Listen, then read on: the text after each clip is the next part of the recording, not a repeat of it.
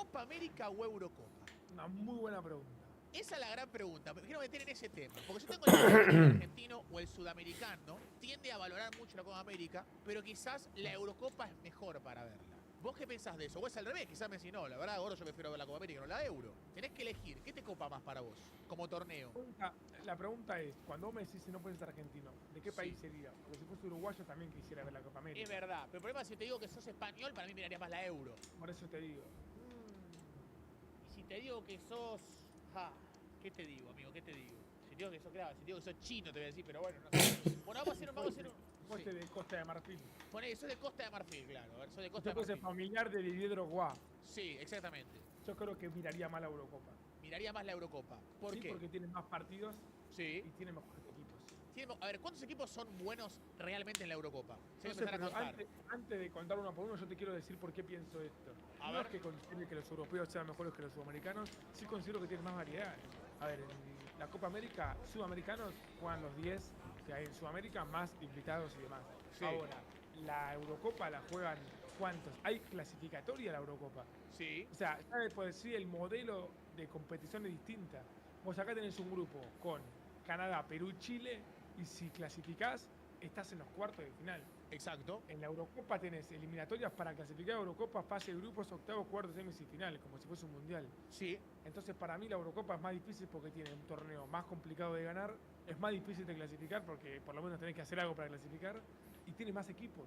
Entonces es como que para mí la Eurocopa es mejor. O sea, la Eurocopa es mejor por el simple hecho, vos lo ves por el nivel formato de juego, básicamente, por el formato de... No solamente por eso, sino porque tiene mejores equipos, al ser más. Al ser más tiene mejores equipos.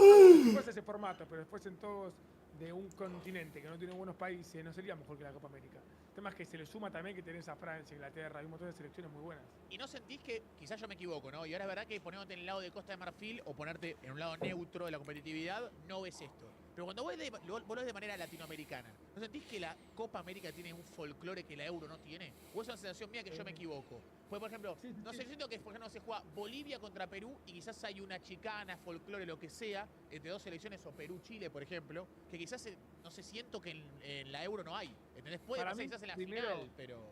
Primero, somos menos y nos conocemos más. Sí. Y segundo, en Europa son mucho más fríos que en Sudamérica. Eso siempre fue así, obvio. Acá, boludo, juega, no sé, Venezuela contra Colombia y tiene un nombre ese clásico de la arepa. Exacto, literal. ¿verdad? Clásico de la arepa. Un nombre de un Países Bajos versus, no sé, Escocia, tengo un nombre, boludo. Por eso siento que ahí siento que le pone un poquito más de picante la Copa América que la Eurocopa. ¿Cómo? Más de folclore para vos, sí. Perdonen por esta pregunta. Y quiero que lo pongas en tu debate esta pregunta, porque quiero que te queme. ¿Para vos la arepa es venezolana o colombiana? Para mí venezolana. O sea que a Colombia la puedo decir. No, ¿por qué no puedo ir? ¿Por qué no puedo ir? No, ¿Por qué no puedo ir? No, Perdón, ¿y vos? Perdón, ¿y vos? ¿Y vos? Para mí de los dos. Ah, qué tibio que sos. ¡Qué tibio que sos! Dios mío, ahí en el chat me están empezando a putear a los colombianos, boludo. Bueno, perdón. Pero a ver, yo te digo algo. Te pregunto, señor Davos Ceneice. Voy a hacerte dos partidos. Voy a ver el partido flojo de Copa América y uno hacerte un flojo de Eurocopa. Tenés que elegir uno u otro para verlo, ¿ok? Dale. Tenés que ver. Pásmelo antes. Antes de que me quiero dejar algo claro. Sí. Para mí la Eurocopa es mejor, sí. Ahora bien, no porque sea mejor quiere decir que la vaya a ver más. Capaz que sí, capaz que no desconozco, pero capaz yo priorizo ver un partido de Copa América por sobre Eurocopa sin ser un mejor partido. Por el ambiente y también porque a mí hay mucha más gente de América que de Europa. La realidad, si yo veo un Uruguay contra Chile, yo sé que después prendo stream y van a ver un montón de uruguayos y un montón de chilenos en el chat. A vos te va a pasar lo mismo. Sí, pero ahora, eso lo relacionas con el trabajo. No, pero eso vos lo relacionás con el trabajo. Vamos a hacer un ejemplo para un debate para todo el mundo. Ponele. No, pero a ver, o sea, ponele como futbolero, o sea, Davos Ceneice antes de ser streamer. El futbolero antes de ser streamer. ¿Entendés lo que te quiero decir? Dale. Vos tenés que ver un Rumania-Ucrania o tenés que ver un Bolivia-Panamá. Ponele. Qué tortura, boludo. Qué tortura. Ninguno de los dos, boludo. Tenés que elegir. Pero para te soy sincero, no veo ninguno de los dos. No veo ninguno de los dos. Tengo que ver uno.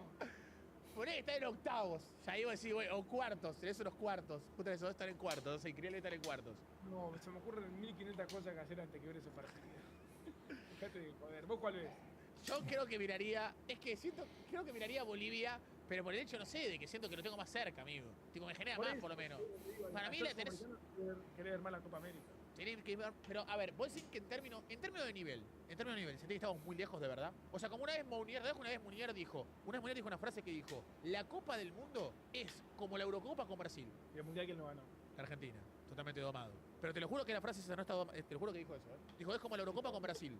¿Munier de qué país es? De Bélgica. ¿Con qué se quedó afuera del Mundial? Se quedó fuera en fase de grupos.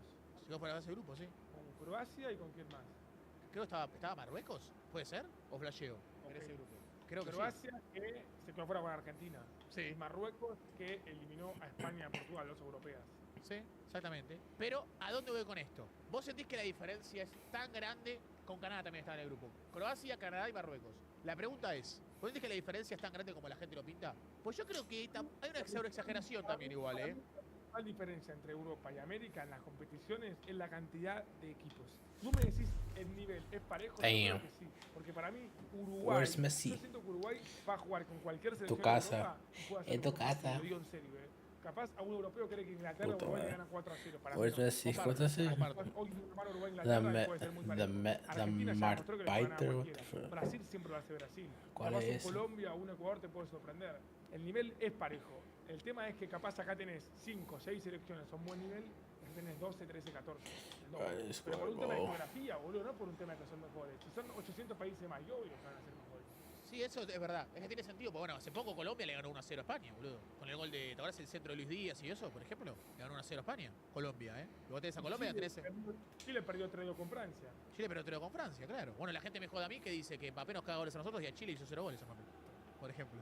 Me joden con eso, pero dicen, tienen razón. Pero Chile va aparte. Te tardaste, mijo. Te tardaste. Argentina ganó 2 finales y vos quedaste llorando. ¿Y vos que sos uruguayo, no lloraste? No, bueno, pero te digo. ¿Vos qué sos? ¿Vos qué sos? También nos ganó a nosotros, digo. Ah, bueno, pues necesito Bolivia, boludo, no entiendo. Si vos lloraste y vos no. Ah, escuchame una cosa. Es verdad, Colombia creo que también le ganó a Alemania encima también me parece. Antes de que la llegada de Toni Kroos y todo eso, También. O sea, por ejemplo. Pero, a ver, con una mano en el corazón, Davo. Imagínate que se juegue, que haya una mezcla como en un mundial. Yo te pregunto, tenés que apostarle unos pesitos, En un partido juega Uruguay y del otro lado está Dinamarca. ¿A quién le jugarías? Uruguay. A Uruguay. Tenés de un lado a Colombia, del otro lado a Italia. ¿A quién apostás? Right now, Colombia, bro. Yo tengo una relación rara con Colombia. A ver. Es una selección que no me gusta subestimar, porque siempre termina sorprendiendo, pero tampoco me gusta confiar, porque siempre termina decepcionando. Estaba ganando 1-0, 2-0, cómodo, tiene el dominio del partido. Se lo empatan 2-2. Fucking go. Sí. Porque tiene fundamento para ganar, pero después termina haciendo errores y no gana. Bueno, yo te digo, es la única selección de eliminatorias que no ha perdido ni un solo partido, la única invicta. Y los últimos partidos fueron bastante buenos de Colombia. Y Italia, bueno, desde que se quedó fuera del Mundial, ahora está en la Euro. Tiene jugadores dentro de todo decentes, pero no es la gran Italia igual, Yo te digo la verdad, ¿no? Pero por nombre. Yo voy con Colombia. Vamos con Colombia. ¿Será? Y pensándolo, ¿no? Pensando en esta Euro y en esta Copa América, ¿sentís que en el Mundial 2026 puede estar bastante peleado? Pues estamos acostumbrados a ver que los mundiales, siempre Europa, no digo que nos humilla, pero suele haber más supremacía en etapas finales de europeos que latinoamericanos. Y en 2026 está bien Colombia, está bien Argentina, Brasil es Brasil, está bien Uruguay, Ecuador es la selección que más mejoró en los últimos 20 años, mejoró Venezuela. En los últimos 20 años, solamente 8 mano a mano le ganó una selección sudamericana, una selección europea en mundiales. Últimos 20 años, 8. Siempre son de Argentina. Ah, me parecía, pues estaba pensando y decía, claro, 7 son Shit. What the fuck did I do?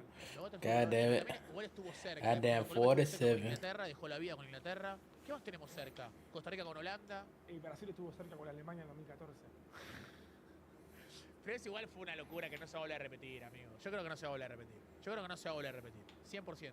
El otro día dije un debate, Davo, que está bueno acá, para continuar con la Eurocopa Copa América, que es, yo tengo la teoría que entre los sudamericanos nos chicaneamos muchísimo. Pero cuando jugamos contra los europeos, estamos todos con ese sudamericano. ¿Bancás o no? Yo pienso igual que vos, pero no tanto. El otro día lo debatía también con mi gente. A ver. Te cobra que en todos los mundiales, absolutamente todos los mundiales, siempre quise ganar el sudamericano. Banco. Siempre. Yo juego a Ecuador, quiero ganar en Ecuador. Juego a Colombia, quiero ganar en Colombia. Juego a Uruguay, quiero ganar en Uruguay. Fuck. Contra un europeo. Más aún. Oh my gosh, bro. De Suárez a Inglaterra. Bien. 100%. Ahora bien, si fuese así, ¿por qué lo bardean tanto al Dibu? Por bailar a los franceses. Si Colombia en la final del mundo, Francia, y el arquero se pone a bailar, yo le chupo la pija, boludo. Yo lo amaría. ¿Sabés qué? Ganeo a los europeos. What ahora the ellos fuck? van y lo bardean. Me van a decir que porque lo eliminó a Colombia en la Copa América. Está bien, ¿por qué lo bardean los chilenos, los uruguayos? Todo lo bardean. Pero es que, mira, yo te decía algo, para mí, pero es que yo siento que, mira, en eso que vos decís, entiendo lo que vos estás queriendo decir, entiendo, pero yo creo que porque justamente el Dibu, con su forma de ser, ha generado que mucha gente lo ame o lo odie. Si en cambio Argentina hubiera ganado sin hacer lo que hizo... Si supuestamente los sudamericanos quieren que hayan los sudamericanos... ¡Quítate! Oh my gosh. Con el Dibu lo van es como que quizás las formas a algunas personas no les convencen. Para mí me da igual. O sea, imagínate, por ejemplo, no sé, Arturo Vidal, por ejemplo, con muchas veces que suele bloquear, que suele hablar. Si llega la final del Mundial, lo llega lejos, yo creo que gana Arturo Vidal, boludo. De verdad lo estoy diciendo, ¿eh? Pero la gente a veces no me bancan eso. Para mí yo siempre quiero que gane el sudamericano, boludo. Semi del Mundial. Está Chile contra Inglaterra. Que gane Chile, boludo. Que gane Chile. Bueno, los dos, boludo, traidores de mierda los dos. Boludo, de verdad estoy diciendo, Davo. ¿Qué Bueno, piensas, para mí siempre tenés que tirar con el sudamericano. La chicana es en Copa América, boludo. Después cuando llega más lejos, tenés que tirar por el sudamericano. Para mí depende de qué país. Yo, por ejemplo, te soy sincero, Brasil quiero que pierda siempre, en los mundiales. Brasil es el único país sudamericano en el cual quiero que pierda 100%. Después las demás selecciones, sí. Por ejemplo, yo nunca alenté en contra de Uruguay en un mundial, jamás. Siempre que vi a Uruguay en un mundial quise que gane, siempre. Creo que la única manera de ir en contra de ellos es contra Argentina. Y nunca se dio hasta ahora. Pero, por ejemplo, Colombia llega lejos, ¿cree que llegue lejos Colombia? Para mí en los penales fue... En 2014 éramos todos colombianos.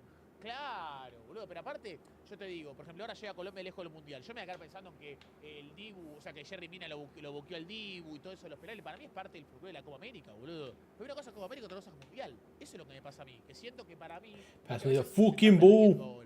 Pero es verdad, el tema de justamente ahora está diciendo una verdad. Después de 20 años, what the fuck is that la selección control? sudamericana en el Mundial, que fue Argentina, what the hell is that? todos no estaban felices. Pero ve lo que te digo, o sea, eso, para mí eso es muy argentino. Siento que los argentinos, la mayoría, queremos que los de acá le ganen a los de allá. Pero para mí, los demás países no son tan así. Yo no sé si Chile quiere que Argentina... madre, bro. I'm out. Te taking my ass out. Ahora me dejaste pensar, porque yo creo que Puta sí. madre. Yo creo que Puta. sí. Vos decís que no. Me gustaría ver esa pregunta es eterna. Look at me, yeah, what the fuck? Yo también pensaba que sí, pero para mí no, boludo. Pass Para the mí es ball. más la bronca que le tienen al argentino que Pass me the ball. Pero por ejemplo, por Messi, justamente, o sea, si tanta gente estaba enojada con Argentina por el Dibu, ¿no crees que lo gane por Messi? Y debería, qué sé yo, preguntarle a ellos que gritaron los goles de Mbappé. ¿Entendés? O sea, Bro, what is going on? acá dicen, Quítate. bueno, son muy sobre los argentinos. Pero ¿cómo vas a querer que Mundial lo gane Francia, amigo? ¿Qué What the ¿Cómo fuck? que Mundial lo gane Francia? I said about that Yo shit. estoy con vos en esto. O sea, juega Colombia contra Inglaterra. ¿En qué contexto voy a querer que gane Inglaterra, boludo? Estás jodiendo. Que gane Colombia toda la vida, boludo. ¿Cómo voy a querer que gane Inglaterra? Estás loco vos. Yo me acuerdo que en el 2010, no sé si te acordás vos, en el Mundial del 2010, yo me acuerdo que en el colegio, mis amigos pensaban que querían que gane Ghana contra Uruguay. Pobre Ghana. Que pobre Ghana, tiene que llegar lejos. Pobre Galo, esto. Lo que tengo es que en la semifinal Uruguay-Holanda, casi todos los argentinos queríamos quedar en Uruguay. Totalmente. Y hoy en día sí, Hit that. no sé si pasaría eso. Fuck yes, I got it. This is Con las redes sociales, puta. la relación entre Puta. Uruguay y Uruguay, Pura. no sé si empeoró, pero o sea, cuando perdimos con Arabia, fuimos todos Uruguay, nos cargaron. Cuando quedaron fuera de fase de grupos, yo me quejé porque quería que Uruguay pase y una banda argentina me putearon. Por diciendo cargaron que quedaban afuera. Yo no lo veo así, pero bueno, ahora Lo que me estoy diciendo ahora mismo, una vez hice un debate con Mike Máquina del Mal, y te vas a saber lo que te voy a decir, ¿eh? Y Mike me dijo que el clásico de Argentina es Brasil, que el clásico europeo es Inglaterra, puede ser, Alemania, como vos lo veas, y que hay un clásico más, el de Argentina, el de redes sociales, que es con México. Para un segundo, ¿a dónde voy con esto? Que vos dijiste la palabra redes sociales. Para vos las redes sociales modificaron la forma de la gente de ver fútbol, y lo que entienden, para mí afecta. La nueva generación cambió. de la nueva generación, pero sin duda. Fíjate, Si no, boludo. si no, ¿cómo mierda se va a debatir quién es mejor entre Messi o Cristiano? Muy bien, Davo, Pero boludo, dejate de joder, obvio que las redes sociales son importantes para instalar un debate que no existe. Muy bien, está sólido hoy, ¿eh? Entonces, ¿a dónde voy con esto? Yo pienso... No se enoje, no se enoje, no se enoje. Pero a ver, yo pienso que ahora mismo cambió y bastante. Pero yo no puedo visualizar ver un mundo en el cual la gente quiere que gane el Mundial. No se juega la final del Mundial. Alemania-Colombia. ¿Quiere que la gane Alemania? Dale, amigo. Que la gane Colombia, papá. Que la gane Colombia. Es mucho mejor, amigo. También depende de qué país seas igual, porque por ejemplo, el venezolano, ¿quiere que gane Colombia o un europeo? Porque miralo de esta manera también, ¿no? Si lo gana Francia, a Venezuela no le cambia nada. Si lo gana Colombia, lo van a cargar toda la vida para ganar el Mundial. Está bien, pero con ese argumento, amigo, nosotros no queremos que el mundial lo gane Uruguay porque va a tener 3 mundiales, va a tener 5. Pero para mí, vos no querés que un equipo gane el mundial si es tu clásico rival o si se decide inferior a ese equipo. El único clásico rival de Argentina es Brasil.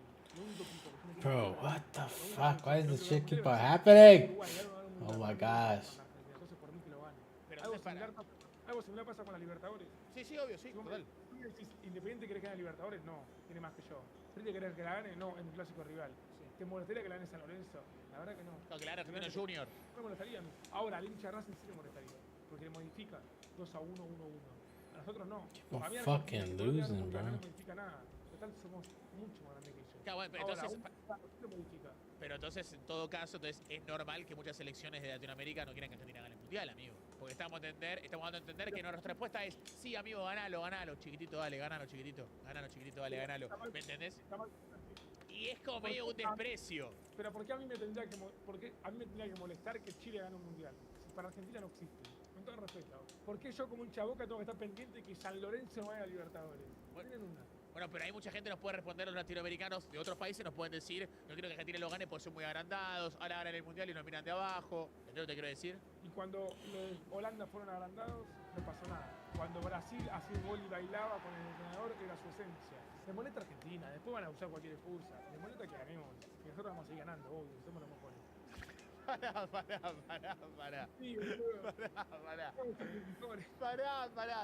Pero vos lo que estás haciendo, dar a entender es que el odio de muchas selecciones con Argentina y el mundial que ganó Argentina nace de la envidia. Y mucha. Hay selecciones, máximo logro es llegar a cuarto de un mundial. ¿Cómo le da la envidia esto? Por ejemplo, como Davo culiao, deja de hablar y weá, por ejemplo, ya. Pero, a ver, yo entiendo dónde vas, pero para mí, ves, acá una persona pone, mira, Cobra, ¿cómo queremos que ganen el mundial ustedes? Mira, Davo, soberbio total. ¿Ves lo que te digo? ¿No sentís que, no te voy a decir tu comportamiento, porque es un ejemplo, eso hace que más gente quiera que perdamos?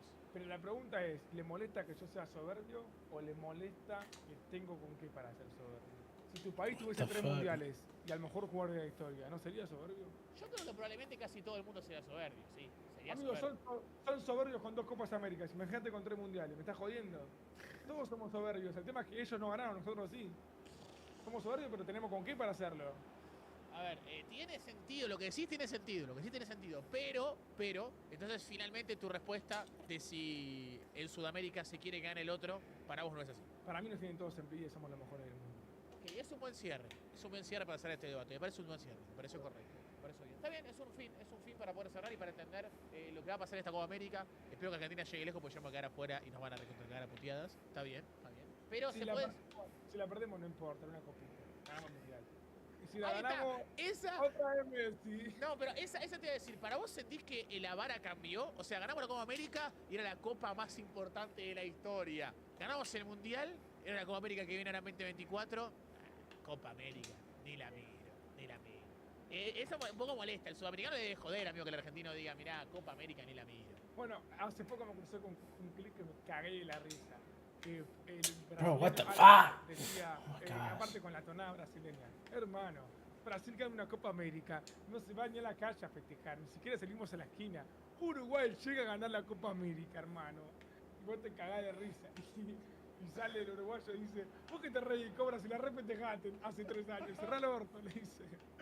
Y mi clip llorando por la Copa América. Por eso, boludo. Bueno, está bien, amigo. La Copa América es muy importante para mí igual, Ahí me interesa ganar todo, amigo. Yo quiero ganar todo, amigo. Me interesa hasta los Juegos Olímpicos. Me vas a matar a mí seguramente. Me interesa hasta los Juegos Olímpicos. Yo quiero ganar todos los títulos posibles, boludo. Olvídate. Pero por ejemplo, yo considero que Argentina es más grande que... ahí está. Considero que Argentina es más grande que Uruguay, sí. Ahora, yo no es que quiero que gane Uruguay porque me siento mejores que ellos. Yo Uruguay siempre lo vi como a la par nuestra. Quiero que gane porque me cae bien el país. Sí, te cae bien, aprecio. Las demás selecciones sí quiero que ganen porque no me cambia nada que ganen o no ganen. Claro. Prefiero que sea feliz un venezolano a que sea feliz un alemán. Prefiero que sea feliz un colombiano a que sea feliz un inglés. Muy bien. Prefiero que sea feliz un paraguayo a que sea feliz un belga. Exacto. Es que esa tiene que ser la idea, amigo. Para mí esa tiene que ser la idea. Por eso te digo. O sea, yo creo que si algún chileno o un mexicano no quería que Argentina gane el mundial, ¿qué argumento había, amigo? Si saben que en la historia nunca Chile va a se mantenga Argentina. México nunca se mantenga Argentina. Eso nunca va a cambiar, amigo. No me gusta ¿Entendés? Acá me ganó un chabón que se llama Domador. Sí. Dibu es creído y le meten 70 goles por temporada. Por eso Dibu es odiado por gran parte del mundo futbolero. Pero la pregunta es, ¿cuándo el Dibu, me pregunta si está vos, de verdad, porque la gente dice que el Dibu se ha agrandado. ¿Cuándo el Dibu dijo, soy el mejor? ¿Cuándo el Dibu dijo, nadie mejor que yo, soy el mejor? ¿Cuándo dijo eso el Dibu? Lo que el Dibu le molesta a la gente es que el Dibu dijo, en la Copa América, en fase de grupos dijo, yo vine a esta Copa América a jugarla y a ganarla, pum, la ganó. Yo vine al Mundial a jugarlo y quiero ser el mejor, pum, lo ganó y fue el mejor. Yo ahora quiero jugar a Copa América y la voy a ganar. Yo quiero que el Aston Villa juegue Champions, juega Champions. Yo creo que a la gente lo que le jode es que el Dibu, lo que dice lo cumple. ¿Se puede decir la famosa doble vara? La doble vara. A ver. Cuando Chris dice, madridistas, vengan al Bernabéu, que le remontaremos a Hamburgo con 3 goles míos. Y pasa, ay, mi comandante, Siu. El Dibu dice, voy a ir al Mundial y lo voy a ganar. Pasa, ay, Fribu, 75 goles por temporada. Agrandado, soberbio. Lo dice Cristiano Ronaldo, mentalidad de ganador. Lo dice el Dibu, agrandado. La doble vara, boludo. La doble vara total, amigo, la doble vara es absoluta. Es absoluta, boludo. Ahora bien, para vos cuando Vinicius Junior baila son provocadores, cuando Dibu baila es un genio.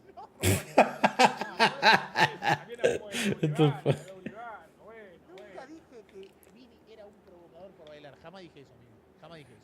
¿Ahora es un provocador para vos? Para mí, Vini hubo un partido que yo sí lo critiqué mucho, fue un partido en el que él ni hace el gol. God damn, bro. Atlético Madrid en la Copa del Rey. Creo que Stop that motherfucker. Get that shit. Y Vini literalmente se hace así, y el gol no lo hizo el amigo. ¿Te molestó cada eso? Y un poco sí, amigo, porque no lo hizo él el gol. ¿Qué significa ser provocador? ¿El provocador es el que provoca cosas? Yo creo que el provocador es el que busca la reacción de la gente. Busca la reacción de la gente. ¿Entendés? Busca la reacción de la gente sin necesidad de, ¿entendés? Porque acá me dicen, y sí, pelotudo, pero si el provocador fuese alguien que provoca cosas, entonces Vinicius es un provocador de títulos. Sí, obvio. Es un Sale provocador. campeón todo el tiempo. ¿Y es un provocador? Sí, es un provocador de títulos. También se puede decir. Y no solamente grupales, sino individuales, porque vos sabés como ahorita que mete un gol el 1 de junio y sabés que no sabés dónde meterte. Falta Copa América. Falta Copa América, amigo. Te ver reaccionando de traje, peladito, balón de oro. All ganador is Vinicius Junior. ¡No! A ver, ¿Cómo no va a ganar Vini, amigo? Yo te digo la verdad.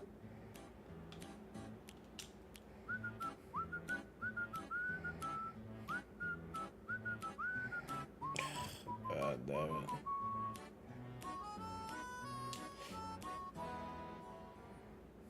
Hello and welcome back to the Give and Go. I'm your co-host Reynoso here with my boy Soltero. What's up, guys? Shoot that shit. Full of Oh my finals. gosh, bro. So many notable finals today. Cup tournaments, Champions League tournaments, whatever it might be. We had a wide array of options on the table for you to feast on regarding finals. And I actually want to start this by going chronologically with the games that happened first. Let's. The first one being Manchester City versus Manchester United. Bro, this might be the first time on the podcast that we've done this where we can actually say that Manchester is finally red. Dude, at the end of this match, this ends up being a shocking result. Seriously, the commentator even said this is probably the biggest upset in the FA Cup final since Wigan beat Manchester City like 10 years ago. That big? And I thought about it.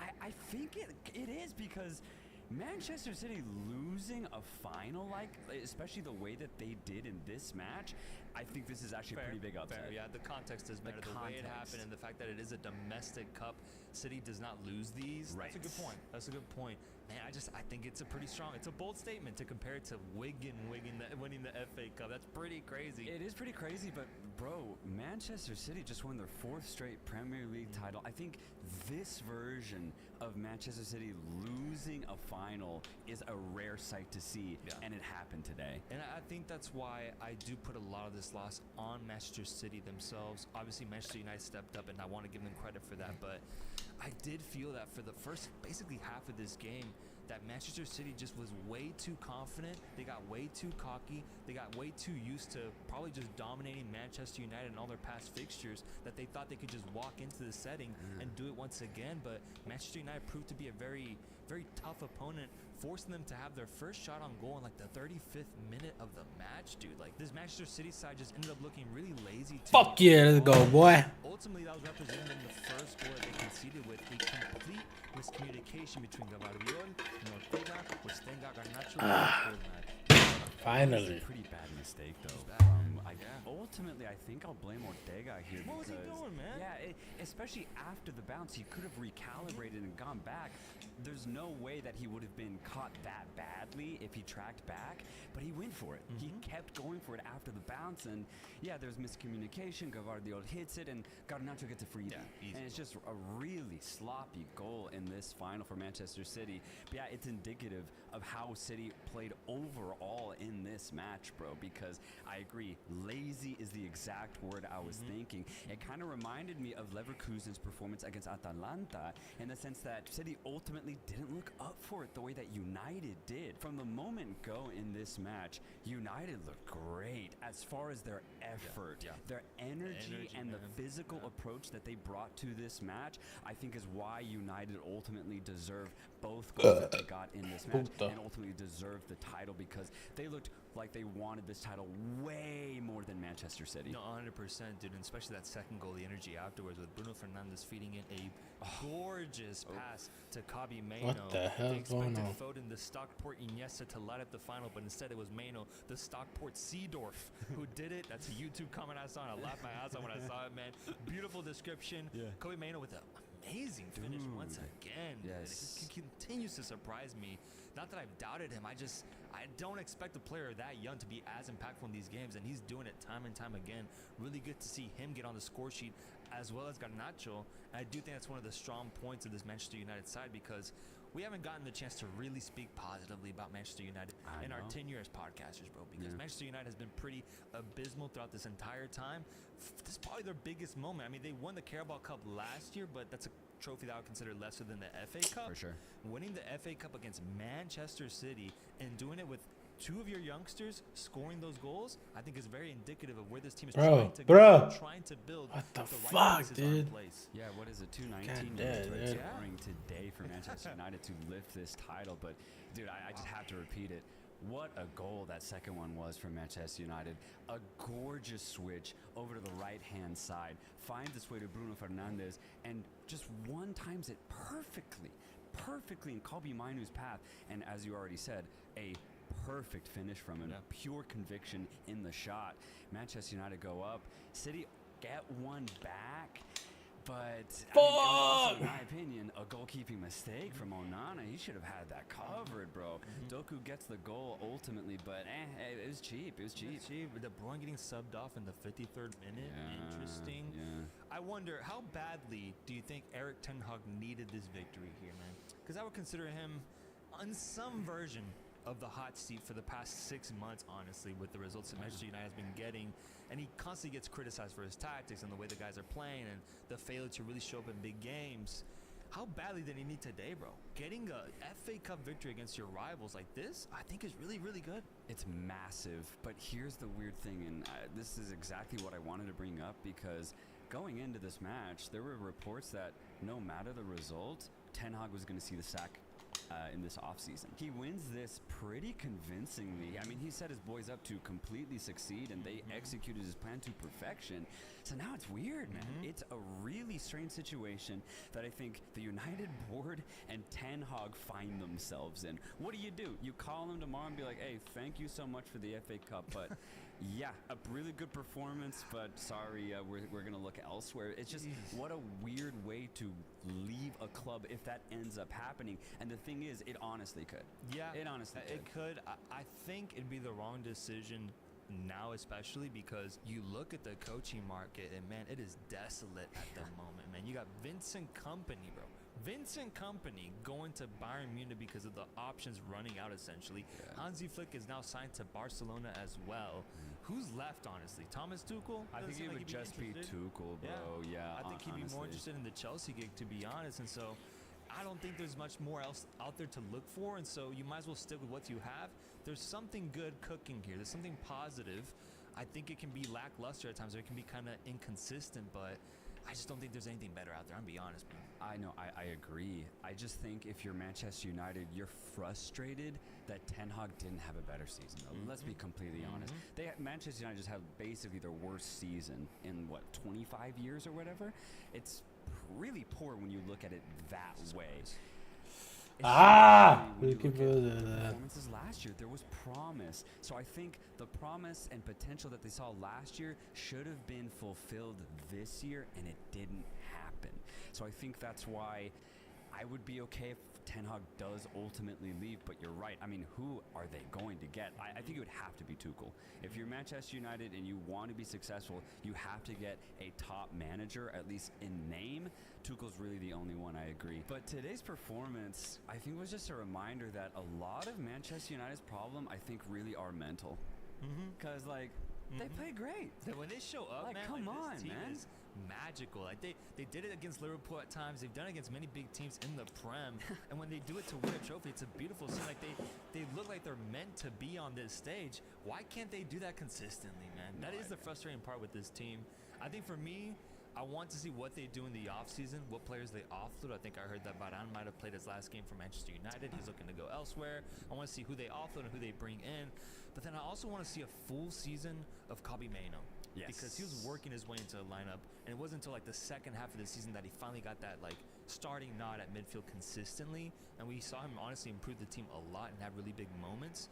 I want to see what that looks like throughout the entire year, because they might have themselves like a mini version of a Jude Bellingham type situation where you just have a young stud rising star just completely carry that midfield and show a lot of promise. I think that's one of the more exciting factors of Manchester United, as well as also seeing what Garnacho can do as he slowly continues building his career as he has these past couple of years. So following along with the theme of finals, after this game we had a Champions League final, my friend. The Women's Champions League final taking place at Athletic Bilbao Stadium, San Mamés, between Barcelona and Lyon. So you could already assume that this place was going to be filled to the brim with Barca fans, and it really was, man. The atmosphere looked incredible, especially taking into context what Lyon represents in the Champions League. I didn't know this, bro. They have the most Women's Champions Leagues in history at 8, bro. 8 Champions League titles. The next closest is Frankfurt with 4. Frankfurt, Really? bro. Yeah. No, that's kind of cool. Yeah, it's pretty surprising because lately I feel like I've been seeing Barcelona win these big tournaments, and I just assumed that they'd be the ones that dominate the total tally of championships. But no, it's actually Lyon, then Frankfurt, and then before this game it was Barcelona with only 2 Champions League titles. After this game, they get their 3rd title with 2 previous Ballon d'Or winners scoring in this match. Aitana Bonmati, who we highlighted during the Women's World Cup, and then Alexia Putellas, the past Ballon d'Or winner, who also got on the board after getting off the bench. Spain, women's football is at an absolute height right now, man. It's kind of like replicating the same thing that happened with the men's sport when they won the World Cup in 2010 and then you saw success domestically. They just won the Women's World Cup, and now on the European level, they're also winning trophies as well, with their best stars standing out. Congratulations to Barcelona Femenino. What a massive, massive victory here. And I just want to highlight it because you look at how the sport continues to grow. This stadium was packed, bro. It was packed. It's actually really exciting to see.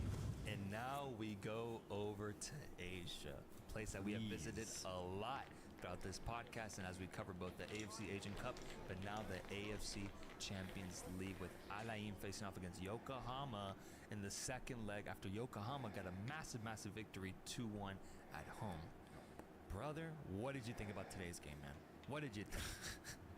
The scoreline is definitely a little unfair to Yokohama. I just want to make that first very, very clear. A definite inflated scoreline here, with Al Ain winning their 2nd AFC Champions League. Congratulations. The first one since 2003 or 2002, I believe. The Emiratis are in party mode, and honestly, dude, I do not think there's a happier man today on this planet than Hernan Crespo. Bro, the images, dude. The images. I did not expect that happiness, bro. He looked so genuinely happy. so excited. It had me like low-key kind of tearing up. I was like, wow, like man. he's making a name for himself now on the coaching platform. Yes. Congratulations to a man that I've hated for so long. Pure joy from Crespo. And honestly, when I really think about this Champions League run that Al Ain just pulled off, I think this might be one of the most impressive runs in AFC Champions League history. And honestly, you could say impressive just continentally across all confederations in the world. They had to beat the two most expensive Saudi teams ever assembled to get to this final. And then they had to beat a really good J-League side in Yokohama. J-League sides, once they get to the final, are no joke. And I think Yokohama showed that over Fuck, dude. and when you add in the impact of Soufiane Rahimi, 13 goals. 13 goals, tying the record set by, I believe it was Buneja, the Algerian striker. It all adds up to just a ridiculously impressive run and completed title win from Al Ain in this AFC Champions League. I was thinking the same thing, man. I haven't seen as much AFC Champions League in the past. This is one of the first years where I really go in depth with it. But just looking at it, when else has Saudi Arabia had this strong of teams, like on paper? Cristiano Ronaldo's on there, for God's sake. Mr. Champions League over in Europe was here competing in this tournament and was unable to beat this side. They took down the Saudi teams as well with Al Hilal, who's on an unbeaten streak too. Let's not forget that factor too. Jorge Jesus guiding these Al Hilal players to an incredible season. Al Ain was the one team that shut them down, that was able to beat them in a knockout setting. That to me is just mind-blowing. And then to top it off by defeating one of the greatest AFC players ever in Anderson Lopez is even better, my friend. What a victory and what a moment to do it against Yokohama. But the way they did it, Rahimi being the Moroccan Mbappe, as I mentioned before, honestly, man, like, I know it'll never happen, but if there was ever an argument, ever a case for an AFC Champions League winner to even be like top 10 in Ballon d'Or rankings, this would be the moment, man. Like, no, seriously, bro. Truly. Like, there's been moments where I think a Brazilian player playing in Brazil has somehow made it to like the top 30 of Ballon d'Or nominees. But, you know, anyone outside of Europe usually doesn't get that nod. This feels like one of those moments where Rahimi, with the impact that he has had throughout this entire run, how could you overlook it, man? This is one of the best players right now in terms of form in the world. I'm so excited to see what he does with the career and where he goes after this. But for this moment right now, insane run, bro. Like, insane, man. This was truly something special that we saw from Rahimi and from Al Ain all together. Yeah, Rahimi, I need to see him go to Europe. Yeah, I need to see it, bro. The swagger that he played with in every single knockout stage game was unparalleled, truly. I already kind of highlighted it in the preview, but I'll say it again. He was so deadly off the dribble and even with the ball. He was even faster when he has the ball at his feet. But to boot, his technique is ridiculously good in front of goal. Like, most wingers, are, especially outside of Europe, are kind of one-dimensional. Rahimi has it all, bro. Pace, physicality. He's also has a pretty good IQ, but also his finishing ability is just so impressive. I would love to see him go to Europe. I do just wonder, though, if anybody's realistically scouting him. I wonder, That's man. A question, man. Like, I was like, especially today, I was thinking, like, is some like mid-table La Liga team like watching him right now? They should be. Is like Celta Vigo monitoring him right now, or are they like enjoying fucking tapas? You know, what are they doing on a Saturday afternoon? That's my only question, because this is a player waiting for a golden opportunity, and who I would have confidence in completely thriving given the chance. I hope that he's getting monitored, man. I hope he's getting looked at, and I would say that he is. Don't be nihilistic about scouting, man. Maybe there's a chance. I genuinely believe that he could be inserted into any team in the top 5 leagues in Europe and perform. I really do think so. There'd be maybe a little bit of an adjustment period, but I truly think he's already that good. Yeah, man. That's crazy, because, I just mentioned like a mid-table La Liga team, but low-key, he could be like he could come off the bench for like low-key Liverpool, man. He could. He could come off the bench for like Tottenham and maybe find a way to start for them eventually. Yeah. He's that young. He's that informed. He's the next Moroccan star, honestly, and I love what we saw from him throughout this entire run. And then it was also cool, I think, the story of Al Ain, I think, is also what makes this such an awesome title to have witnessed, with the story of Kojo Laba getting on the board in this game, a guy that you brought up multiple times throughout the previews, but I never really got to see until finally he got healthy. He managed to get minutes in the final, and he got his moment to shine too, because that's a reminder of how much firepower this Al Ain offense has. He was the leading scorer at one point, I think, for this tournament, and then got injured, and then Rahimi took over. Exactly. Yeah, seeing Kojo Laba get this finals appearance, I think, was huge. He dominated in the group stage, had an injury, and we literally did not see him the entire knockout stage until the second leg of the final in the second half. Pretty crazy, but yeah, he puts it away. And yeah, Al Ain get a lot of goals, but Alain end up getting a lot of goals, but yeah, there was a red card in this game, definitely. And it was a clear red card for sure, but playing down a man an entire half against the firepower of Alain, you're going to get a scoreline like we saw today. I think the more controversial part in this game, and I do have to mention it, was the penalty for Alain when they got their second goal to actually take the lead against Yokohama. It's one of the softest penalty calls that I've seen, and you just can't call that in a final. I'm going to be honest, I think the referee got it completely wrong. You cannot call those just ever, and especially not in a final, man. I get, yes, technically he can call it because there was contact. I understand it, but nah, you gotta let the boys play. You gotta let them play. You know how in the NBA there's certain players that get what commentators call superstar calls? Yeah, okay. I wonder if Rahimi, who I parallel a lot to like Jack Grealish in his ability to draw fouls, has kind of become that in the AFC region. You just give him the benefit of the doubt. That'd be my only argument against it, in the sense that because it was him solely that drew the foul and that did get to the ball, sure, on the technicality, it is really soft, and you look at the images, and I agree, it was kind of disappointing that he gave that. I wonder if that comes down to it being a superstar call because it was Rahimi who drew it, and he's just so dangerous. You never know what he could do if he had gotten a fair chance of getting the ball. True. It's the best argument I can find. Very, very true. And he has earned, I guess, that kind of superstar status. So I definitely I can roll with that. And when I really think about it, I think even if it was 11v11, I really, truly believe that Alain were the better side overall. No matter what. Now, it was tight. I think it would have been a very tight game. Ah, Could have taken it come to extra on. time. I think they had the class and ability to really fight against Alain. They've shown that. But overall, I do think the better team won in this final. Congratulations to Alain. And really seeing them play this whole AFC Champions League, they played some really proper football, truly.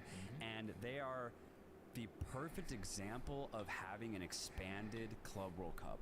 Because this Alain team, this team that just played today, could, they could play against a European side, and they could definitely beat a CONCACAF or CONMEBOL side, 100%.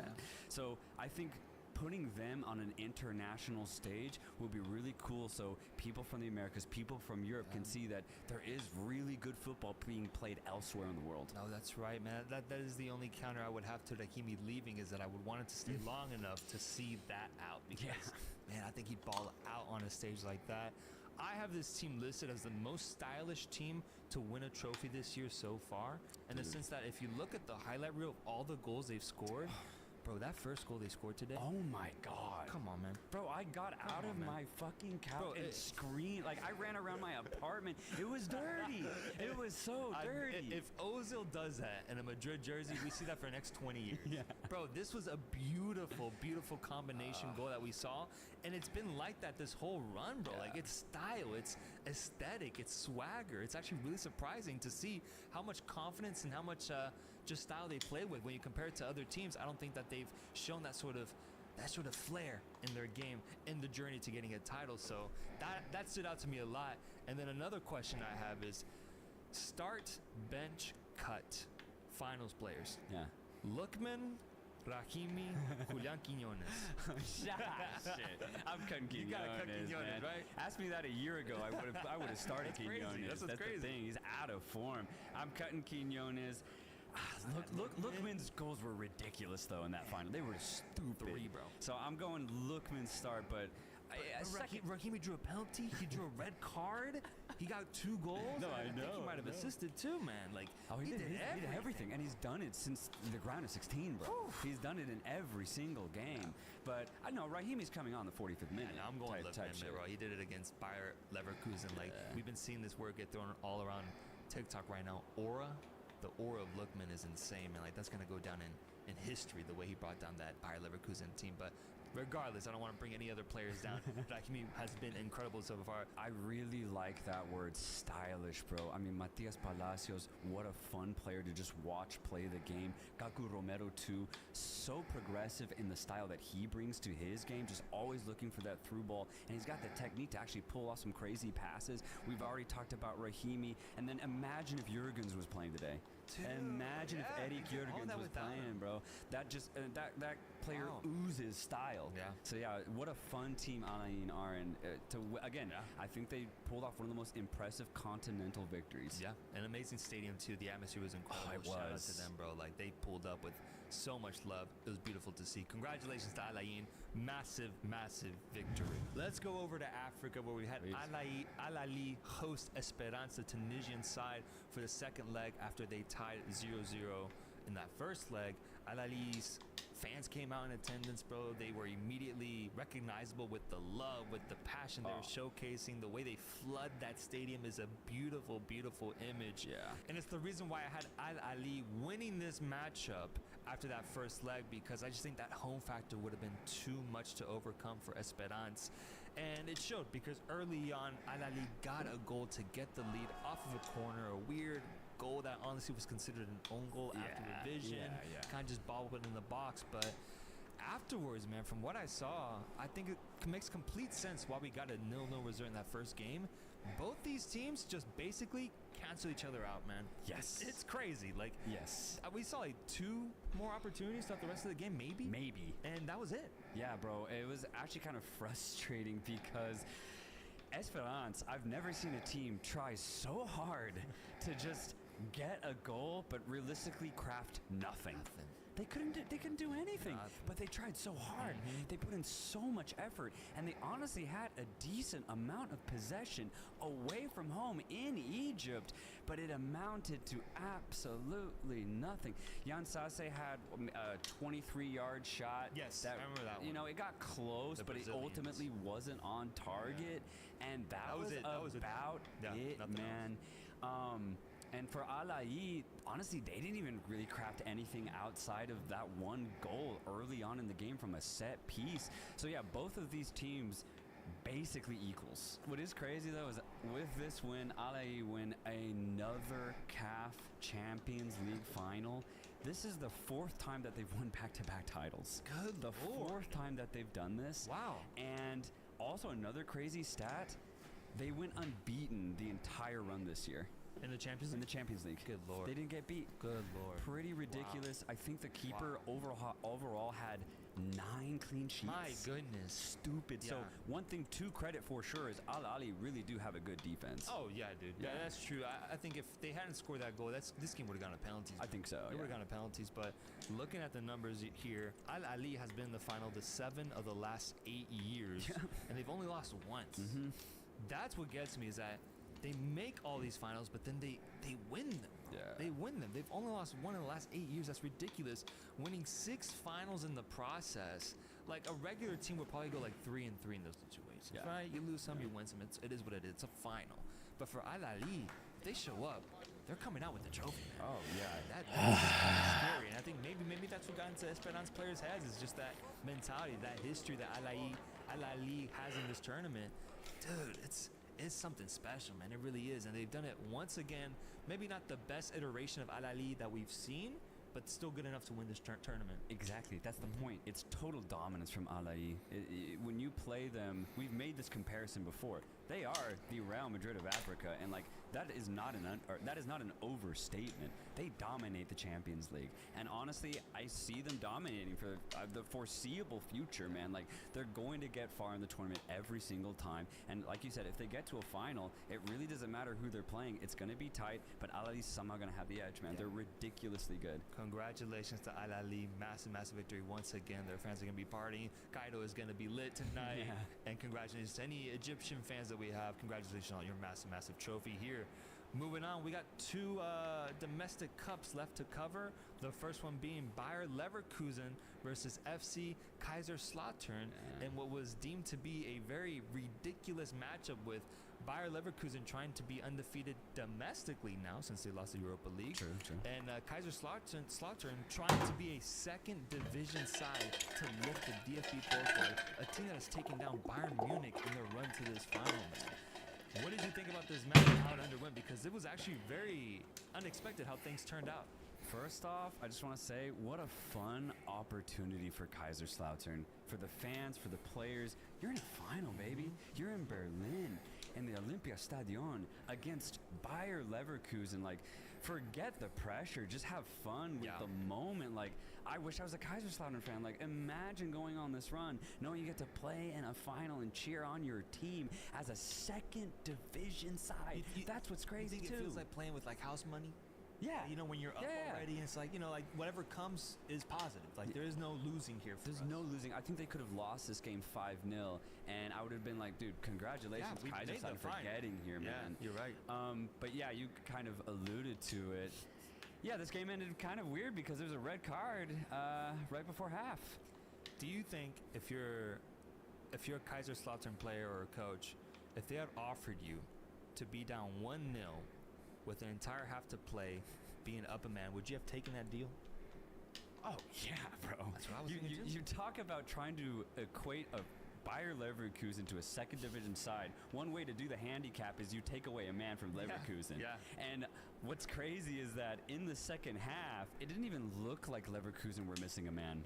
It looked like it was 11v11, and I think that really showed the class difference between Leverkusen and Kaiserslautern. This game, I think, would have ended 3-0, 4-0 had it stayed 11v11. Because ultimately, outside of 2 long-range shots in the second half, Kaiserslautern produced nothing offensively. And if Frimpong had been on his best day, this could have ended differently. Exactly. Granted, Xhaka getting a beautiful outside-the-box goal. But yeah, for Kaiserslautern, it was tough. It's just tough. I think you saw the quality difference there and their inability to really break down this Bayer Leverkusen defense.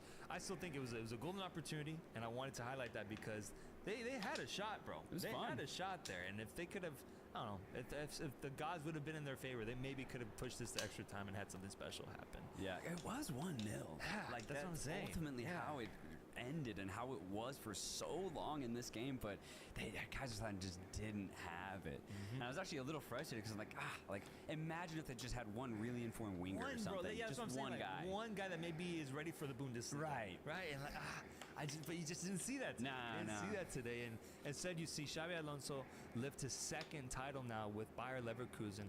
I did not know this. In 1 year, winning these 2 trophies, the Bundesliga and the DFB Pokal, Xabi Alonso has now doubled Leverkusen's trophy cabinet. Oh, yeah, a cabinet that's 100+ years old. Man. Yeah. So that's incredible. That's incredible.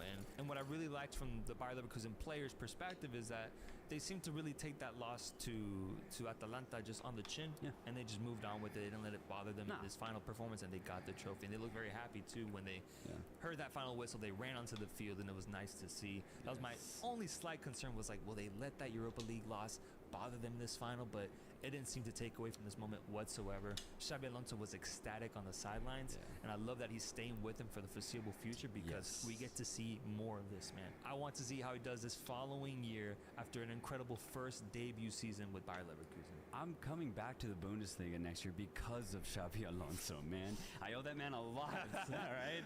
So I'm so excited to see Bayer Leverkusen no matter what happens next season. Yeah, what a massive, massive achievement, winning this trophy and ultimately ending up undefeated within Germany. When you think about it like that. It's beautiful. Incredible. It's beautiful, man. It's beautiful. And 1 game away, bro. 1 game away, 90 minutes away from being undefeated in all competitions. Sheesh. Man, we think about that for a very, very long time.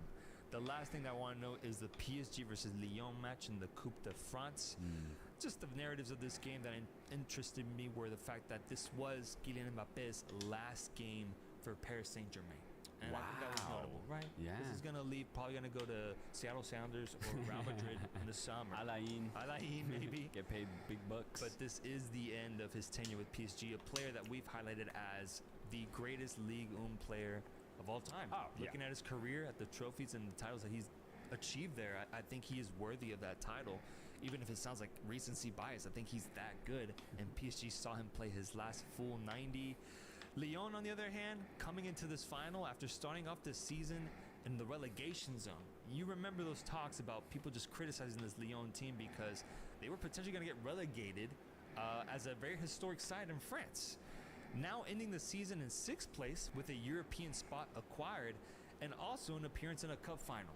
So I think they really truly represent just how long a football season is and how you can just change the narrative for yourself for throughout 9 or 10 months. For real, man. So they're here in the final for a chance to get a trophy. And what stood out to me was the names on Lyon, because I hadn't really looked into this year's Lyon team. They have Lucas Peji from Botafogo, the goalkeeper from Botafogo, who was part of that team that choked the title away last year. Yeah. He's here now. Tagliafico, of course, the Argentine. Jake O'Brien, the Irishman, starting at center back. I thought that was an interesting name. Oh, shit. Nemanja Matic is in the midfield. Yep. Tolisso, ex-Bayern Munich, is here as well. And then Said Benrahma, the West Ham star, is over here too. I have no idea what.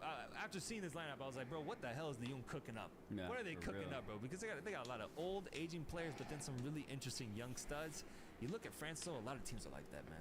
Yeah, a lot. Like Brest was kind of like Yeah. that. Like it was the old guys that really propelled them to second place finish, but they had some good youth too. Yeah. It's a weird mix in France for sure. So I was really interested to see how this game pans out. And within 35 minutes, PSG was up 2-0. And I'm not going to say it was over from that point, because Lyon actually got one back from a corner kick in the second half. Jake O'Brien getting on the board. In the 2-1. what minute, by the way? It was like the 60th. 60th? Okay. Yeah, let's say so they were in Something. it, but it was more so the fact that the way they generated chances. I mean, there was barely any chance creation. They were just relying on set pieces and long balls, and that is how they ultimately created their danger. They had one more chance off of a cross ball in where Donnarumma had an insane save. That was the peak moment where they could have tied the match, but beyond actual interplay and quick 1-2 and breaking the PSG defense down, there really wasn't any of that. It was just relying on long ball, set pieces, and hopeful things. Ultimately, didn't pan out. PSG gets another Coupe de France. This is their 15th Coupe de France in their history, the most in France's footballing history. Sheesh. And Mbappe leaves on top, honestly, with 2 trophies this year, with the Ligue 1 and then this trophy as well. So that's how it goes for Kylian Mbappe, man. Yeah, congratulations to PSG winning that Coupe de France. I didn't see a single second of it. I was busy elsewhere. But dude, fucking football, man. Yeah. We have Emiratis, Egyptians. Yeah. A select group of Germans, a select group of British people, a select group of Barcelona people, all celebrating today. It's beautiful, dude, and it's honestly why I love the sport so much. And we get entertained. We get entertained from so many different types of people, so many different cultures. It's so fun to just access it and just enjoy the beautiful game of football. Yeah, and then it's crazy because 3-4 weeks from now, we all unite all of a sudden, like those specific English Manchester United fans are now all together with Manchester City fans, uniting, celebrating, hopefully prompting up this English squad that's coming for the Euros. And the same goes for all the Germans, the Mexicans, the Arabs, whoever it might be, man. Everybody's uniting. It's a beautiful part of the sport. I guess the last thing I want to say, because we are on the topic of finals, is today was the final day for Toni Kroos as a Real Madrid player. He played his last game. I didn't see any of the I didn't see any of the images. I just saw Instagram posts, but Toni Kroos has officially hung up his boots with Madrid specifically. He has the Euros waiting for him. But I just want to note that, because in a day of finals, we really do have the final, the last moment of a historic, legendary player for Real Madrid, and Toni Kroos hanging up his boots, man. Dang, that's crazy. I don't even want to think about Madrid post-Kroos, seriously, because who's going to fill those shoes? Like, you obviously you have good midfielders in Valverde and Chouameni and Camavinga. They're brilliant players.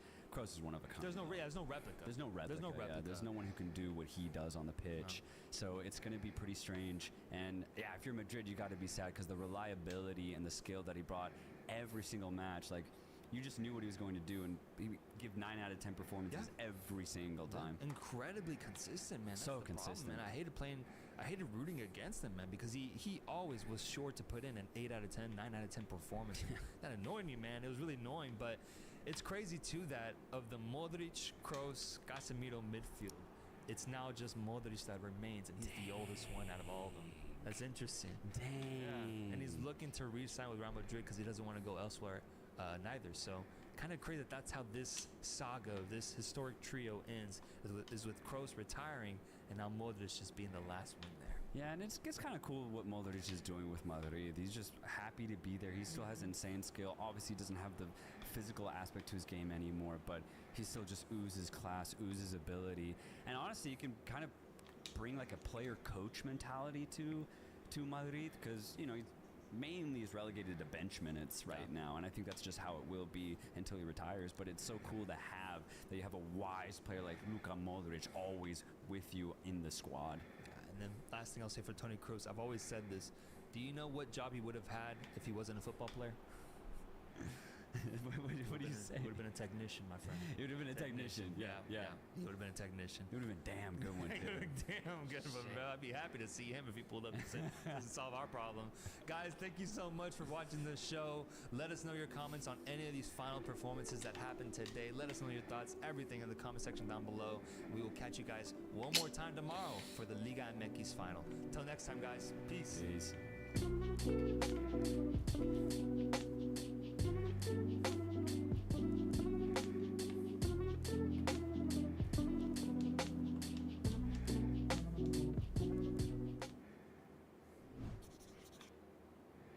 Welcome back to the kickoff. It really doesn't feel like the kickoff anymore. It's just the KG show, and we're just fucking guests, aren't we? FA Cup winner KG joins us what live the fuck? from Old Trafford. The party has started. God help me. I just want to talk to you guys. Again, I'm with the two best people that I could ever be with right now. Listen, you guys are firmly in the mud. I heard a song that you're singing. I heard the songs. Newcastle fans giving it Europe. What now? You ain't getting to know Europe, man. It's over. And then this guy, Mr. Josh, you were giving it large as well. And I told you guys, this is the best I told you. So anyway, and you know what? Let's start with Mr. True Geordie. How are you, mate? No Europe for you. The floor's yours. The Geordies made a lot of Europe. We were hopeful to be in Europe, but I think deep down, it's not the Champions League anyway, is it? You know, we knew what we were doing. Oh, no, you lot weren't singing that on the day. We're not doing that today. You are not going to be a disgrace. I've sat on many a show. You said, the only United is us. You're not in Europe. You're not in Europe.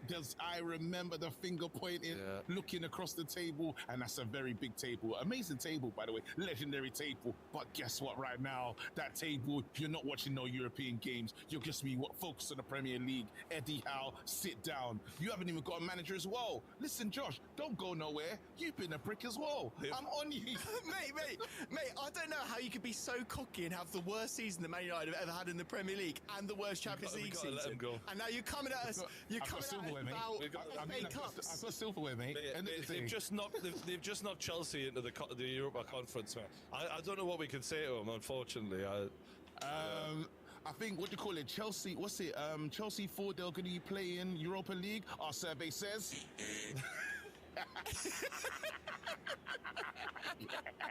Yeah. I'm doing this for all the Man United fans that are locked into the kickoff week in, week out. God, you've been seeing us. You've been seeing it. We've been getting mudded. I've never seen a Geordie man so happy to see Man United's demise. But guess what? Now, it couldn't have worked out any better. This script was written by the gods. This script, again, Josh has no manager. Mr. Geordie is mudded. Alan Shearer tried to give the worst interview ever. Alan Shearer, you're an absolute disgrace. You're a cheat. Anyway, the floors, we can talk about the game because I told you I was going to win. Okay. No, here's the thing. I have to give Man United some credit for the way they played, right? They actually were good in the game. I don't ever want to come across like I'm just a hater. And even though a lot of Man United fans think this, when I say you lot have been crap all season, it's just because I genuinely think you've been crap all season by your own standards. But in that game, you were the better side. Yes. Little asterisks. What's that? Probably Pep Guardiola's worst game ever in charge of Manchester City as manager. They were god-awful, right? And why was that? We know they've been on the lash for God knows how many days. They looked terrible. Oh, they did. Here we go. They did. Here we go. You know what I say to that, Mr. Geordie? Just smoke it, crap. This is it. So I'm going all locked in. I've never had my soundboard connected on the show. No, I never bring it, but I bought it today because I said, they're not going to stop me. Look, I'm not. It took the two things to come together, right? It was Pep Guardiola at his most boring, keep ball training session, worst. Like, they had 70-odd% possession after 37 minutes. They had one shot. I'm watching at home going, Man United deserve to be winning this game. This lot have been trash, and Man United have been like more aggressive, more direct. pretty good. What you want to say, and you're struggling to do it, and I understand because it's hard for you to give Ten Hag credit, but I get it. Ten Hag out coach, let me give Ten Hag credit. I want to give Ten Hag credit. I will give him credit. I'm glad that Ten Hag had the sense to make sure that the 4 most expensive players he signed did not start that game because they were trust signings, and he smoked it up all against the wall. Yes. Listen, Mason Mount, Casemiro, Highland, get out of here. You don't belong here. He started Amrabat. Remember the guy that he was complaining about? Remember Anthony as well. Anthony, the other 4 horsemen. Listen. Yeah, you're a waste of time. Do you know what he says afterwards? You should have seen what a mess this club was in. I'm thinking to myself, you've made it a mess. You're just as bad. You didn't. You finished 8th. You better listen. You finished. Mr. Chordy, pipe it right down right now. I'm not hearing none of your nonsense, bro. This is a Man United state to glow. I came here in a suit. It's a 3-piece. You still can't see. Literally, I've got on hard bottom shoes, bro. I'm telling you right now. I mean business. This had injuries. Now, again, we had Nietzsche out. I don't know if you lot saw what Nietzsche was doing, but he stopped Haaland. Haaland never had anything to do in that game. There's so many things I would like to get into in this because should we talk about fraudulent Kevin De Bruyne?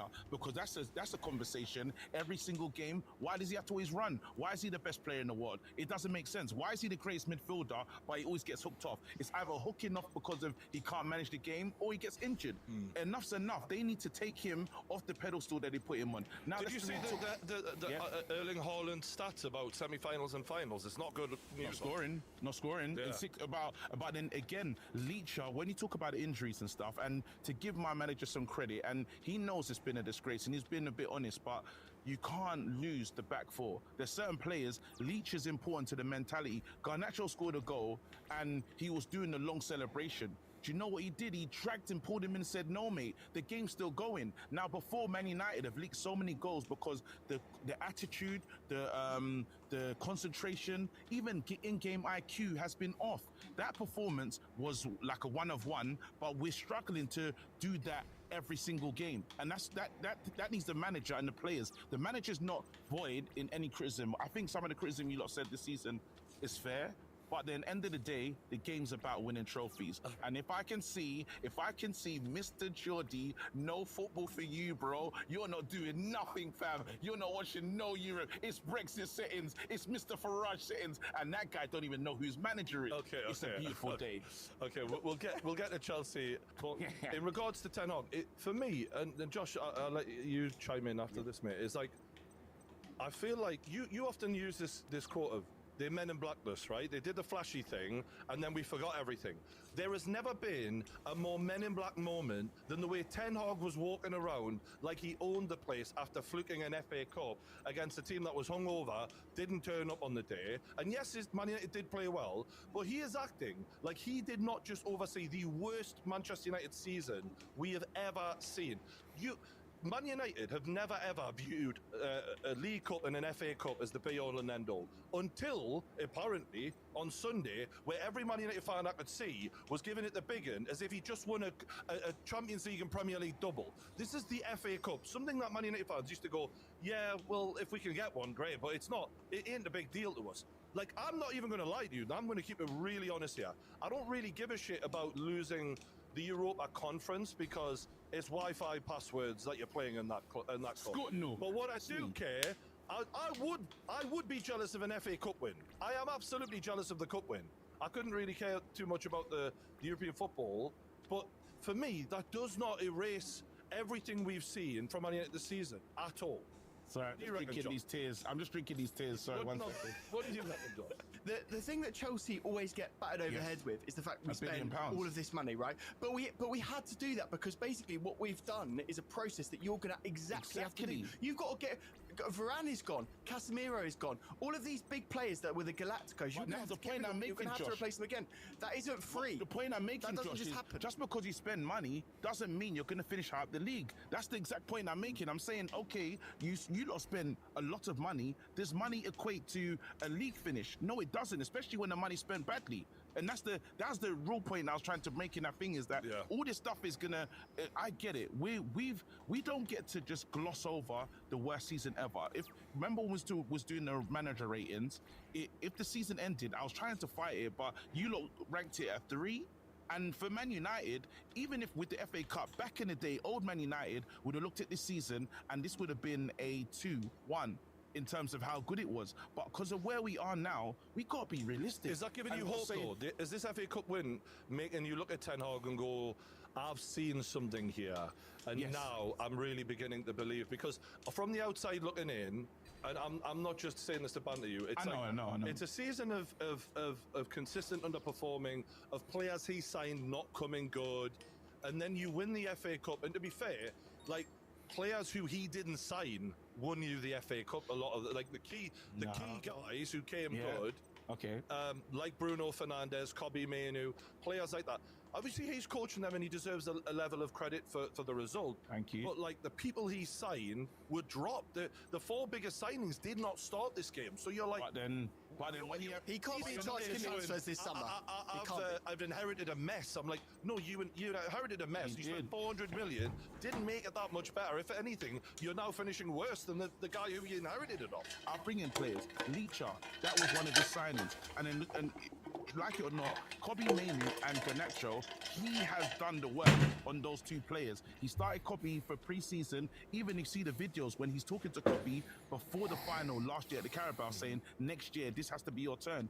Garnacho, he's put so much work. Garnacho didn't start the pre-season because it was late to a training, and you can tell that he's worked on that guy's played the most games out of any teenager, the most games in Europe. Now we move into Amrabat, another player that people were judging this, that and the other, and Amrabat was key. He's made McTominay better and he's changed the lot. But actually, when you look at what he's capable of, I feel like it's a disappointing season, because you see the levels and you're like, you're actually a decent player on your day. Decent player.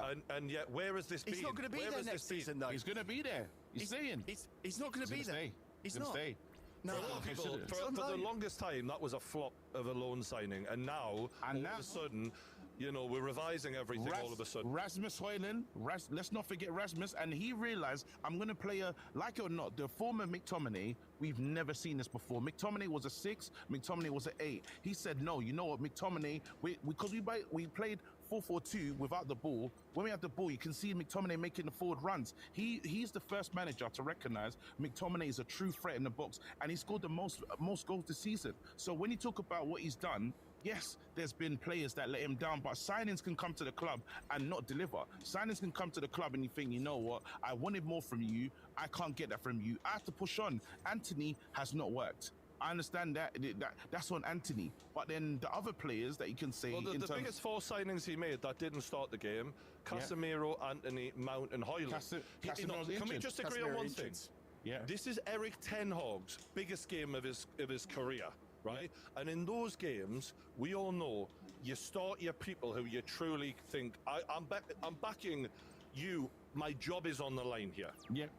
To not start 300 million roughly, I mean, I'm probably not right there, but you know, a lot of money's worth of signings. For him to not back them in that moment, it gives me like a... No, but the game's it's a squad game. No, but it's because he knew that he was going to use Rasmus. When Rasmus came on, he helped us with the game, because like it or not, we knew City was going to come at us and we needed another option. We played City early in the season, and then they said to him, we were doing well for like 70 minutes. And he said, why'd you lose the game? He said, I had no bench. Now, when you look at the bench, in this game, he was able to make big changes. Coming off the bench and saying, Rasmus, go on and make them work. Let them foul you, make them do. That's a big decision. Bringing on Lindelof, bringing on Johnny Evans. These are things like, even though it's like, look at these players, like, why would you bring them in? But they're important. Mason Mount came in to shore up the game. By the way, Josh, Mason Mount has broken the Wembley curse, because I know you guys... Mate, I would do that transfer every day of the week and twice on Sundays. Honestly, mate, don't worry about that. But I just think that, like, him not starting all of those big names. I don't think he could have started Casemiro. Casemiro's injured. Casemiro's injured. Injured, terrible. Going through the worst form of his goddamn life, but we'll go with injured. Yeah. Regardless, you're not showing the level of faith in them that you would have expected. If you would have said at the start of the season, he's made all these signings, not one of them starts the biggest game of Ten Hag's career, it wouldn't have added up. So some of what you're saying is a fair point, but there is some of it that is like they've just flopped as well, though. Like, and yes, and you know what? But managers, Højlund is not as much of a flop. I don't put all of Højlund's issues on him. Yes, because when you get what was 5 chances created for you in 8 games, it's a disgrace what he's getting fed. Thank you. But whatever the reason, it ain't working regardless. It not to the way that you wanted it to. I think it will in future, but not right now. Listen, mate, we've seen it all. We've won a lot. We're Man United and we're never going to stop. And there's never ever again say we're the Royal United. Because you know what went wrong? Ever since you took that picture, that's when it went to crap. You should never have been in the Man United dressing room celebrating, giving it we're the Royal United. Because guess what? Royal United, you can't even go to the rubbish Europe. You can't even go to the newly created Europe just for you. Oh, well done. You're in the Europa League again. Let me remind you, a competition that when Mourinho won it, you didn't give a fuck about it. It wasn't really even good enough. And now you're screaming because you've got a fucking FA Cup in your hands. Can we just remember how you guys did Mourinho, and now you're looking back and thinking we could only pray for a Europa League win now. So well, listen, how this the is mighty the beginning. have fallen? This is the beginning of the build-up. We're a sleeping giant that's waking up. This giant has been in a coma. That's what we've been in, yeah? And right now, we got our eyes, there's a twitch. You know the little twitch in the hand? You know what I'm saying? That's it. And we're coming. And I'll tell you right now, I've got my eyes on 2 trophies next season. How many of you lot can say it? What are you lot going to win next season? Geordie, I'll speak for you. You're winning absolutely nothing. Josh, find the manager first. Mate, we're gonna win. Let's stop. We're gonna win the Conference League. Fucking, that's a guaranteed trophy. I don't know what you're chatting about. Qualify. You're not in it yet. Oh God, yeah. Oh, sorry. We got to be Reykjavik or a semi-pro team. I think we'll be all right, mate. We got trains coming through a stadium. Let's talk about how we think this impacts Ten Hag, because the thing I'm going to say honestly, and people might be surprised at this, but like as much as I've criticised Ten Hag, I don't dislike the guy. I don't think he's a bad I actually feel a bit sorry for him sometimes, even though he comes out with. He's got the second highest win rate other than Fergie. Yeah. He's second behind Fergie in terms of win rate for Man United managers. That is insane. The thing is, his loss rate is incredibly high as well. So this is the weird thing about Ten Hag is, look, and I do think that people forget how much money he's had and the quality that he actually does have at his fingertips, but it was harsh to go into that game and for having everyone leak that he's getting sacked. If you're a Man United fan, which obviously KJ is a Man United fan, you're gutted at that because the vibes couldn't have been good around that game. It's Chelsea that leaked that. It's the Chelsea, that Steinberg guy. Yes, it is. It is. How are we getting the blame, KT? You lot started sniffing around other managers ultimately. So let's keep it. No, it's Sir Jim. Sir Jim fucked up the fucking the bullshit going on with. Sir Jim's doing his due diligence. As you lot said, said to me many times. You're tapping people up, and Sir Jim has fucked it a bit by going to managers before it was time to, and it got leaked, right? All right. Must be pretty nervous, KG, because getting rid of Ten Hag now for someone like McKenna is a complete gamble. I would not do it. Like this is the thing. This is the thing now, and you guys make some great points, right? But then we go into this week. McKenna was looked at by, and this is the theory, right? So this is where the conspiracy theory goes. This week was the Ineos have to do their job. If Ten Hag, everyone expected us to lose this final, except me. Yeah, everyone expected us to go into this game. Yeah, everyone expected us to lose this game. You called it, and even I think even Man United board members believe was going to win this game. So what do they have to do? Because after 8th, minus goal difference, losing to your biggest rivals, you have to start talking to other managers. That is natural because he can't stay. Let's say this ended with nothing. I wouldn't want to be here because it's the worst season ever in our whole history. They tried to do the work. Now, what's happened is, because they moved really quietly, what's happened is Chelsea found out when they approached McKenna, he's waiting for the Man United job because he's been interviewed. Leak that story to, that story to and that's a Chelsea report, you know. Steinberg never reports on Man United ever in his life. He leaks the story, and guess what? Because if we don't get Europe, if it messes up our preparation for the final, you guys are safe. You guys it's quite good logic, that. I actually rate the guy doing that. That's very clever. It makes sense, because again, it's about the money. Yeah, you lot don't want to be in there. There you go. And guess what? What Ten Hag had to do, which I rate, is he said cancel all the noise, which is hard to avoid, and say, listen, it's not about me. Let's go out and win this one. And I think the game against Crystal Palace, and this is why I believe this manager must stay. He's got these guys focused. He knew in this game's a game for my job. And yes, there was nerves, but those players played out his plan soundly. And he started to work out what he was going to do in that final. From the Arsenal game is when we started with the false nine, Bruno, and then dropping Hoyland. He had this plan. So I actually say there's tactics there. Guardiola couldn't work out how to stop it. And I think that's impressive with all the things that Guardiola has on the bench. So I want this manager to stay. I don't want him to go. What do you make of Lisandro Martinez saying, when he was asked if the players want him to stay, he said they wanted to enjoy the win, and that was a decision for the owners? Well, you saw Lisandro shake the manager on the touchline. Like, he loves him. And even he's followed him from club to club. So I'm not so... I wish he would have said something a bit more like, we desperately need him, but I think he recognizes the position that he's in. Do you think there's a real chance Ten Hag stays now? Because I feel like the fan base, from what and look, social media isn't the best place to look. Because it's the fans in the stadium. Yeah, it's the fans at Wembley. At Wembley. They want him. Absolutely. You saw, do you know what, Ineos right now are in a very dangerous, and Man United fans, we are so, I'd call us bipolar with the emotions, because 1 minute we're like really excited. You've seen me on this show, right? I'm up and down. But the results are bipolar. Like we just said, Ten Hag's win ratio is good. His loss ratio is also very high. So you're going to feel bipolar because the consistency is just not there. And that's kind of why I'm unsure as to why, other than winning an FA Cup, which, all right, it's great, and I wish it was Newcastle, but equally, though, you know, if you're grading the entire season, even with an FA Cup, it's still extremely questionable. Again, but then I think the fans in the stadium, if you now, let's say you get rid of Ten Hag and you bring in McKenna, that's a lot of work. And now what we do as Man United fans is we like to rewrite history. So when the manager leaves, we speak at anyone that leaves, we start to speak on them differently. You should hear how in the time when Oli was here, we couldn't wait for him to be out. Yeah. Now everyone's like, bring him back. He helped us in the big games. No, guys, get rid of that. Ralph Rangnick played good football and told the truth against Crystal Palace for 20 minutes. He's a messiah. He's like, Ralph Rangnick should have listened to Ralph.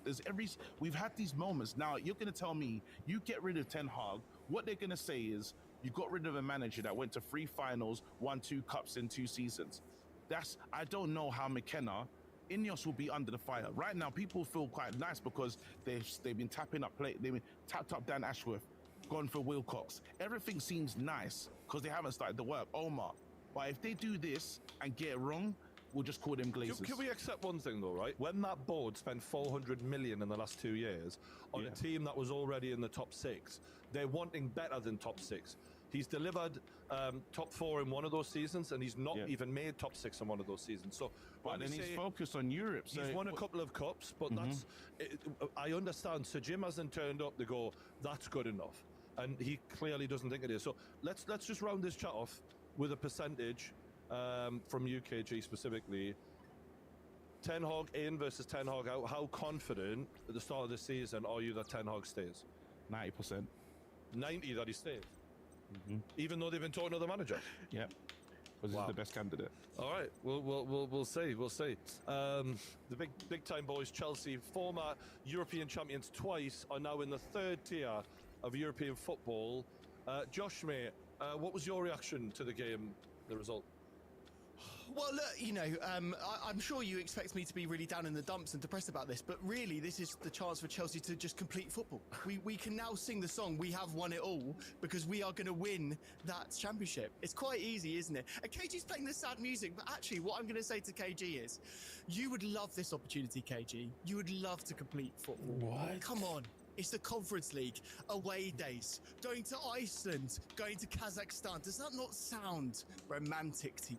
Just enjoy it, KG. You know, you say that, and for me, I've looked at the teams that you're playing. Fuck I've got it here. What's the? Give me that. No. What the fuck is this show turned into? What the fuck is God he damn, I'm getting scored like a motherfucker. What the fuck? Listen, Johnny, you should never in the studio. I got the, you controlled it, but right now I've got the This control. is the worst idea we've ever had. I've got my soundboard. Joey, sorry, I'm talking to Joey as well. Joey, you man mudded. I need you lot to understand. You guys are a disgrace. You guys and Brian, do not hold back. You better not. I want to see. No, God, I'm talking to you direct that now. You need to let him know about all the money spent, all the signings, all the to go to the conference. We finished you above you in the league. We finished way above you. Way above you, KG. I'm waiting for the hell. I'm waiting for Mr. Mate, we beat you with a team of kindergarteners. Right, we literally beat you. Still waiting. We spent £50 million less in the wages. The way I look at the Conference League, it's a little bit like when you're younger and maybe you got an ugly girlfriend. Like, it's better than nothing, but you don't want anyone to see you there. Do you know what I mean? Like, I don't know if it is better than nothing, though, because, like, when they walk out in that Conference League, they will be a little bit like, oh, fuck me, it's not what we're signed up for. Like, and I what do you say? Like, because they're such an accomplished side, and all of those players, will they now have to take like a pay cut? No, they might actually get some more money because they're going to be playing in Europe. Is there a song for that Conference League? Is there a song? Because I don't even know. Oh, yeah. Oh, yes, mate. There's an anthem. Oh, yes. KG, get soundboard. Got it. There's no song. I believe that there's a horrible song for the Europa, but it's growing on me because I've been in that tournament for a while. See this? You see this one? It's just nothing. Nothing happens, mate. Your games have been that's because the stadiums that they played in don't have speakers. They speak out with the phone next to the camera.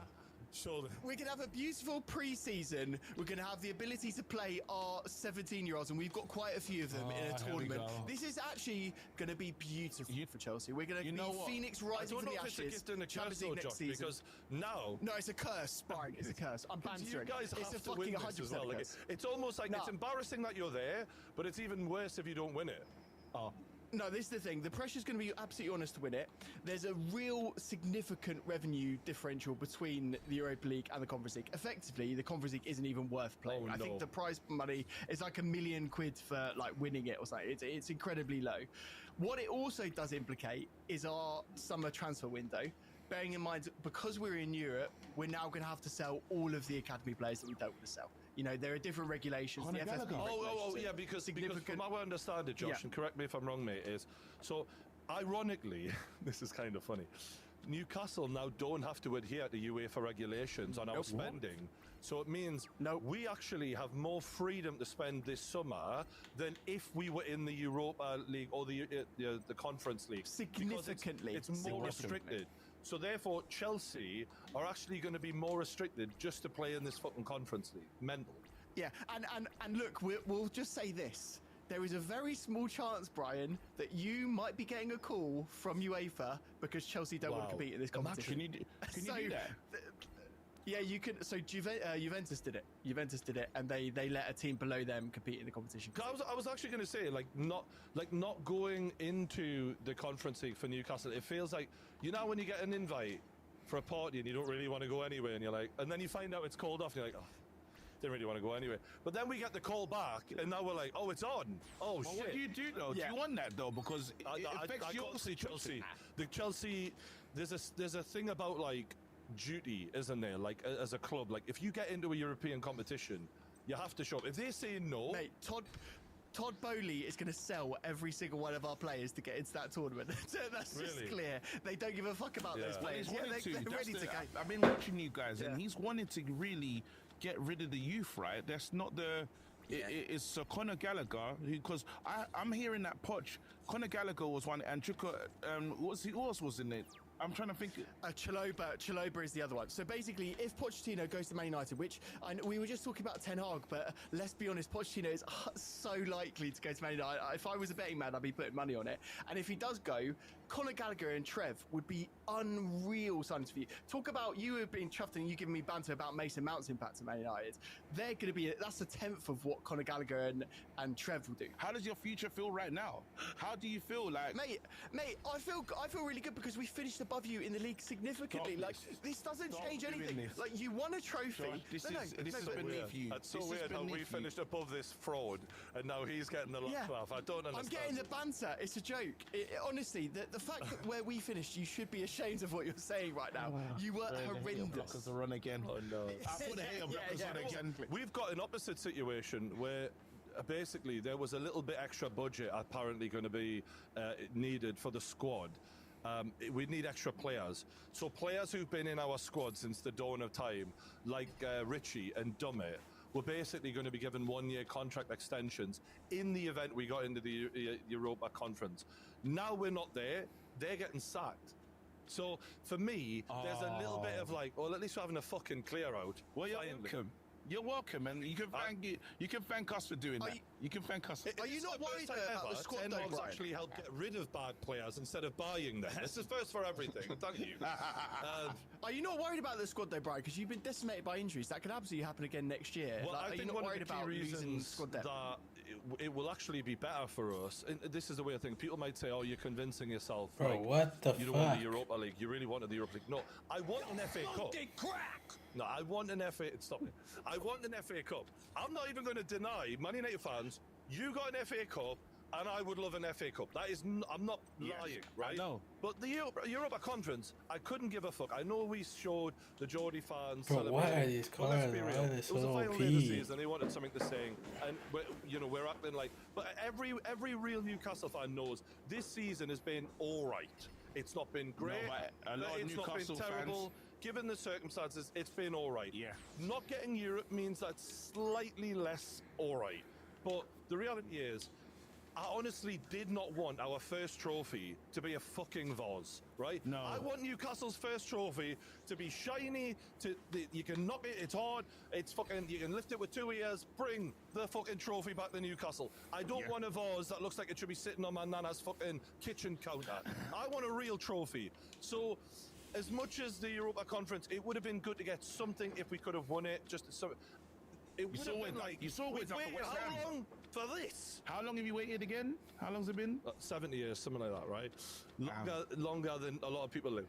And I might die without one. But if I do, you have to win something. oh you have mate, to win if we something. do get one. But this is the thing. I'm now looking at it going, right, Champions League decimated us last season, so we don't have European football to worry about. Our squad is at its best when it's 1 game a week. We don't have a thick squad.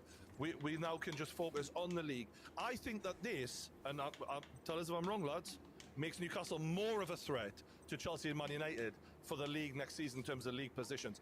If you're Aston Villa, Spurs, Chelsea, Man United, Newcastle not being in Europe makes us way more of a threat. I like it, but then again, I think logical. It's logical. There's a lot of logic there, but I think Eddie Howe will be exposed next season. I think you're going to be calling fair because this season you wobbled. I've never seen a wobble. I agree. You wobbled, and now your eyes on him. Even if you know that kind of thing when you're in a relationship and you're like, are we gonna make it? You know, when you think, can I really get you tattooed on my arm? Because you know deep down you're like, I'm there. I don't know. I know you're there. I know you're there. And a lot of Newcastle, a lot of Geordie fans are there. And I get it because you're talking about the project and what's next. The same way you look at us, what you it's not want. Eddie, you know. Here's the difference, right? Fuck! Oh my gosh. I have a lot of faith in Eddie. It's the level of investment we need. Dude, I finally got in the way to get through him. And at times you just have to make do with what you've got. And unfortunately, he hasn't been gifted with a lot of great players. We still have Almiron and players like that Longstaff starting games. You're like, fuck me. We went to Manchester United at Old Trafford with Emil Kraft in the back four. It's centre back. He's not even a fucking centre back. He shouldn't even be like. The level of shit we've got in our squad, it's rough. But if you can we're going for a few freebies right now in the summer. We're fighting for that. Yeah. Dan Ashworth, we're tossing. I want him badly. What's the Fuck, Dan Ashworth dude. doesn't have his own ideas. I tell you what, mate. What a shit show that is, by the way. All I'm saying, yeah, we haven't spoken about that. Mate, Dan Ashworth and Omar on the emails, and he's. So for those who don't know, just a quick update. So obviously, Man United were tapping up Dan Ashworth prior to the deal being done. And look, that's not something I'm not bothered about because it happens in every player in every club, right? We all know this. But the moron that Dan Ashworth is, he's then used his work email and dropped himself right in it. Not only dropped himself in it, he's dropped in the Man City guy who's also on gardening leave in it. They're conversating back and forth about what they're going to get up to. And they're not even supposed to be working for Man United yet. So, and unfortunately for Dan, he's tried to take Newcastle to a tribunal. He's just put himself in the biggest, weakest position possible. It's a shit show. But he's given us so much strength in the deal now. Yeah. We might have to put up 10 million. At first we offered 2 million, but he said that you sacked him. So it's interesting where this one's going. He can say what he likes, mate. The contract's there. And look, to be fair, Simon Jordan said it on TalkSport. You're a big boy. You signed a contract. Now you're trying to get out of it. And he's just making himself look like a tool. He's not looking the best, you know. He's right now in this situation. He's not looking the best. But I'm looking at the whole situation for both your clubs, and even though we finished lower in the league, I feel more confident going into next season than you two. But where does that come from? Because you do have to gut the squad. One game, Josh. This is all on one fucking game. Mad. Crystal Palace, when they got destroyed, we flashy thinged them, Men in Black style. That never happened now. Do you know what I mean? Mate, I just don't get the confidence. I honestly just don't understand it. Like for me, I feel like Man United have to go through a transition in the same way that Chelsea do. I don't think the best times are ahead in the next 2 seasons. No, I do. I think it will come later than that. I think the best times are ahead. It's a false position that we finished in. We are going to do significantly better. Games. The league doesn't lie. Anyone can fluke a cup. Chelsea won the fucking Champions League when they weren't even in the top 4, mate. People can win cups. So doesn't lie. Where's your fluke coming? Because you ain't seen a fluke for 70 years, mate. So don't tell me anyone can fluke a cup. It's not that easy. Yeah, that's right. All jokes aside, though, KG, like where does the confidence come Obviously, from? Obviously, you know me. As a Man United fan, you know I say mad things. I just believe in this team. I can see what's going on. I will give you credit, right? The one thing, regardless of Ten Hag and this isn't even about Ten Hag, the youth development of Man United is actually a good thing, right? They've got, and that is fuck all to do with Ten Hag. But no. But to be fair to him, he's brought them in and he's obviously coached them to some degree fairly well. It's the rest of the fuckers that seem to be struggling now to spend 400 million on. But I will give credit to the youth setup. I think that there's a lot there where you go, all right, this one's one for the future, as is that one. Build a team around them. You've got some real stars. And now I'm going to do my job. And this is the thing, because obviously you lot know everything Chelsea, everything Newcastle. As a Man United fan, we know what's going on. When this guy first got the job, the first thing he did is he went to the academy and he said, guys, you're going to play how I want my teams to play. Right now, I want to. Did he say that the first? Yes, he did. He went to the He went to the youth. He went to the youth games. You saw him at most youth games. He said, "I'm going to create a pathway because I know these players need to be in the first team." Because Ten Hag, if you look at his track record, he's always worked with young players. Even when he brought in De Ligt and made De Ligt captain, he did that when De Ligt was like 21. That is really to a leader of men to say, look, you know what? With these young players and his track record with young players is incredible. So he's had this plan. This is even in the FA Cup final. You saw him talking to the next player that's on the come up, and that's Collier. That's the next kid that's going to come through the ranks. This guy actually prefers working with young talent. When Ronaldo and them lot came out, the older players struggle to deal with what Ten Hag's doing because he wants them to run harder. He wants them to listen. He wants to kind of be like a teacher, authoritarian, and they struggle. Jaden didn't run enough. Jaden didn't get to play for him. He wants players that are going to run through brick walls, and they have to be young to do that, and they won't. They'll be durable. I believe that I think that's a false narrative that older players are just refusing to do the work. Like, I think we've seen at many football clubs, players of all ages can do that. I feel like maybe because of Ten Hag's style, he doesn't gel as well with players who've seen a bit of the world and may have happened to won a few things more than he did in his actual career. Maybe they question him a little bit. I don't know. Well, I don't think Jadon's actually. Well, Jadon's in the final of the Champions League, so we'll see how that goes. But there's a question of can he manage big stars, because Ronaldo went, you know, for example. So, but yeah, I mean, look, fair enough. We'll leave it on that for the Man United debate. One thing I do want to pick up, we didn't really explore the Chelsea factor as much as I thought we might. They're shit, because they're rubbish. No, in terms of the outlook of Chelsea, and Jesus. How's the fan base taken the Europa Conference? Because for Newcastle, I feel like for us, the pressure isn't on Newcastle as a club. The way like Todd Bowley has bought Chelsea and invested all of this money to make Chelsea a force in Europe as well as the Premier League. And for him to be in the Europa Conference, how do you feel like that's going down, Josh? Do you know what's mad, and KG's going to absolutely kill me for this, right? Is that we ended the season on like a real high. Like obviously we could have finished fifth on the last day if Spurs the momentum was really there. So we were upwardly mobile, and so the finish to the season was brilliant. The games and the performances were really good. We were turning it on.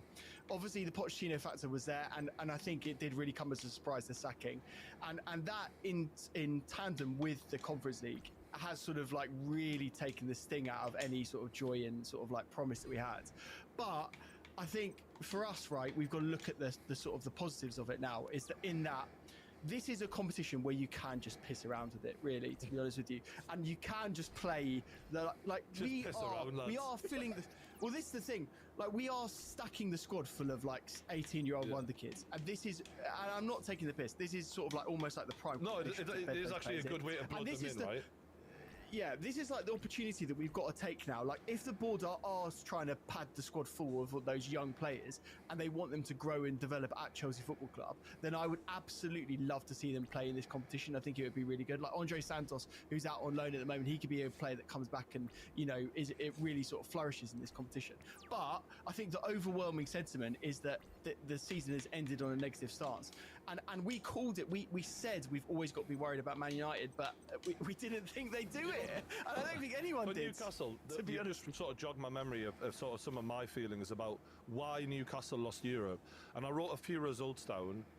Everton 3-0 defeat, Luton 1-0 defeat, 3-1 against Forest, drawing 4-4 against Luton. There were so many games where we just didn't show up, and that's what I'm angry at the players for. I actually feel like we've kind of dodged the bullet in the Conference League a little bit because I think we're not big enough for a European competition as a squad. That's right. But my frustration at them is the way we threw games away at times. And that's something that under Eddie Howe in that first season where we finished in the top four, we had the best defence in the league. This season, we had the third best attack in the league. If we combine those two, we are a fucking major threat in the league. But we haven't. We can't. And we've substituted one for the other. We weren't killing teams off the season before. Now we're throwing games away. And I think moving forward with Eddie, what I'm feeling next season is you will be judged on how you bring everything together. Injuries are no injuries now. It's time. And I feel like that's one thing where that Ten Hag and Eddie Howe really have in common is, yeah, the fans are behind both managers, but also we both need to see some shit next season. We want a better season finish. Yeah. Everyone, I think the manager merry-go-round, it happens every season, but I think strong favourites for people that could potentially lose their job in season will be both our managers. I don't know who Chelsea's getting, but I think that's a fair enough bet, to be honest, because they need to do something this season. Now the goodwill won't be as... The grace won't be there. Out of our three clubs, what is the order next season? This is pre-signing. Pre-season. Yeah, okay. I'm going to say Man United will definitely finish above... I'll finish above both of you guys. I would say it's going to be Chelsea. I'm going to say Newcastle, then Chelsea. I get why you would say that, though, because right now, despite Chelsea having such a good squad, they're in limbo, right? That's the thing that they need to figure out. So yeah, I guess we'll revise this when we signings. Yeah, when Chelsea sign a manager, because what identity will they have? We have no idea, lads. We'll wrap that up there. Let us know in the comments below what you made of the FA Cup final. Were we harsh? I personally, I expected a lot more from City. You know what? That's trash, man. You know what? I'm going to play this for both of your clubs. It only feels right. What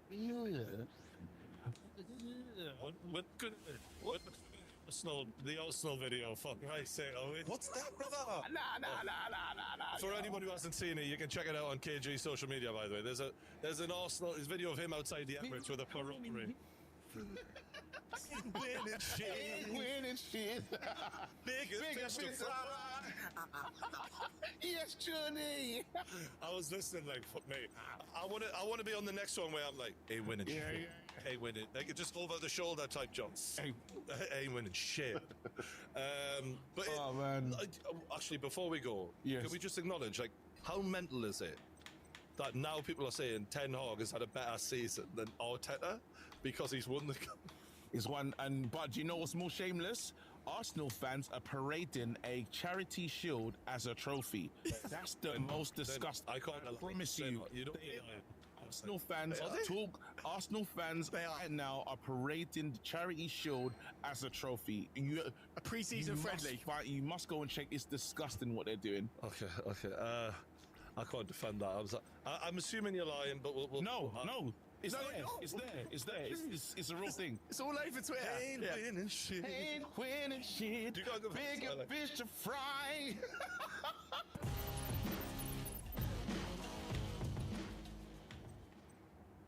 Cobrita querido, ¿te molestaría que Vinicius Junior gane el Balón de Oro si se lo merece? Suponete que hace un gol en la final de la Champions, es una gran Copa América y nadie fue mejor que él. Merecidamente lo gana. ¿Te molestaría que un madridista gane el Balón de Oro? Evidentemente sí, obviamente porque no me gusta que por el Real Madrid tenga el Balón de Oro, la verdad. Aparte, madridista y brasileño, o sea, tu clásico en todas las áreas. No, o sea, no me gustaría que Vinicius lo gane el Balón de Oro, pero la realidad es que los números que está teniendo, la importancia que tienen todos los títulos, yo dije que lo merece más que Bellingham, y para mí la Champions que hizo más importante que la de Bellingham, hasta ahora, evidentemente lo merecería. Yo dije una vez, si Vini tiene un Balón de Oro y Neymar no lo tiene, no es injusto el fútbol por eso. Lamentablemente a Neymar le tocó competir contra Cristiano Ronaldo y Lionel Messi, y Vini compite contra Bellingham y Mbappé. No compite contra el mismo nivel de jugadores.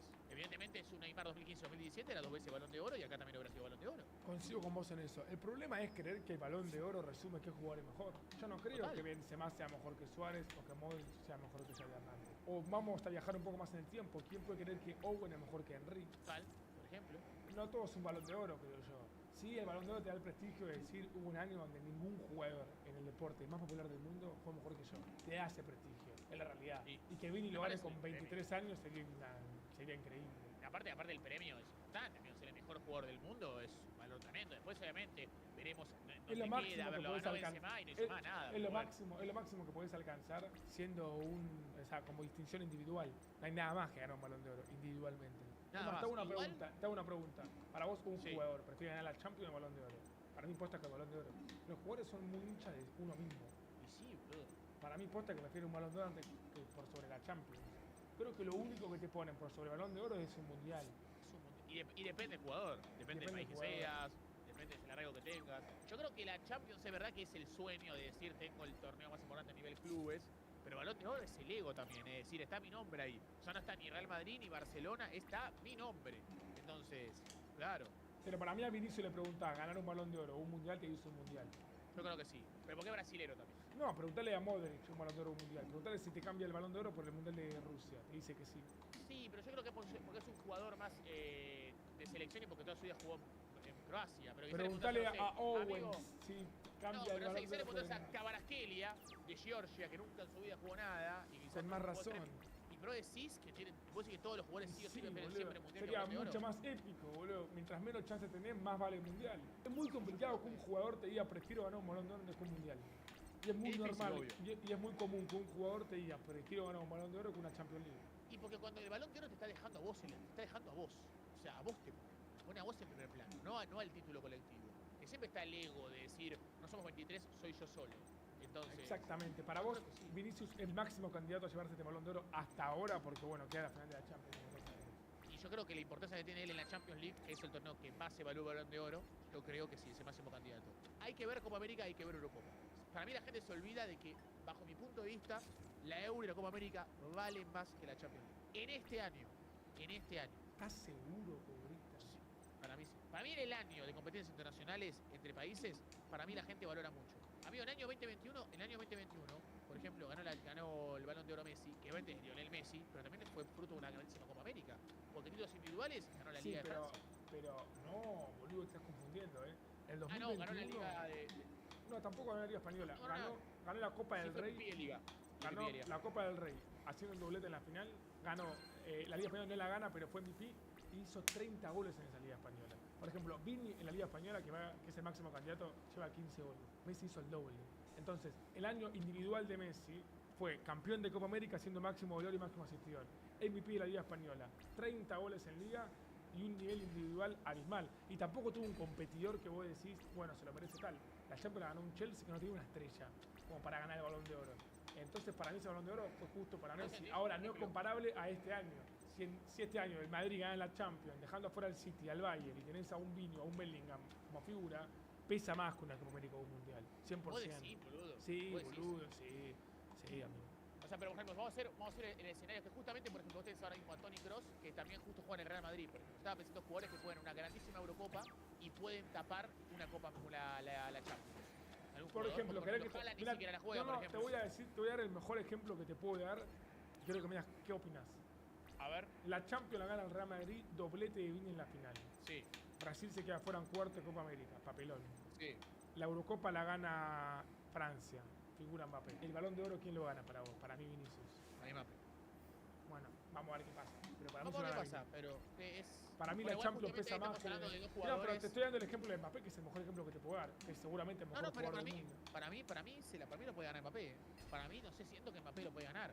Yo siento que este año, o sea, vale más hacer 10 goles en Eurocopa que 10 goles en Champions. Estamos de acuerdo que hay que hacer, obviamente, analizar los goles que hacen y todo. Para mí, obviamente, que hacer goles en Champions es mucho más difícil, amigo. O sea, no tiene. Pero a ver, hagamos memoria. En 2021 hubo Eurocopa y el Balón de Oro se lo llevó Messi, bueno, por la Copa América en parte. 2016, el Balón de Oro lo gana Cristiano, que gana Eurocopa. Pero también gana la Champions, o sea. Sí. 2012. La Eurocopa fue buena, pero tampoco fue una locura la Eurocopa de Cristiano. Por eso, la gana por la Champions. La 2012, la Eurocopa la gana España y el Balón de Oro Messi. Bueno, Messi hizo 91 goles, imposible sacárselo. 2008, fíjate que en 2008 tenés campeón de Eurocopa, España. Campeón de Champions, United. Sí. ¿Quién se llevó el Balón de Oro? Se llevó Cristiano Ronaldo, pero siento que esa vez es Cristiano Ronaldo contra Fernando Torres. Y ahora ahora sería capaz de contra Mbappé. O sea, siento que Mbappé, boludo, aparte, recordemos, boludo, que estadísticamente esta temporada de Mbappé es tremenda también, sí, boludo.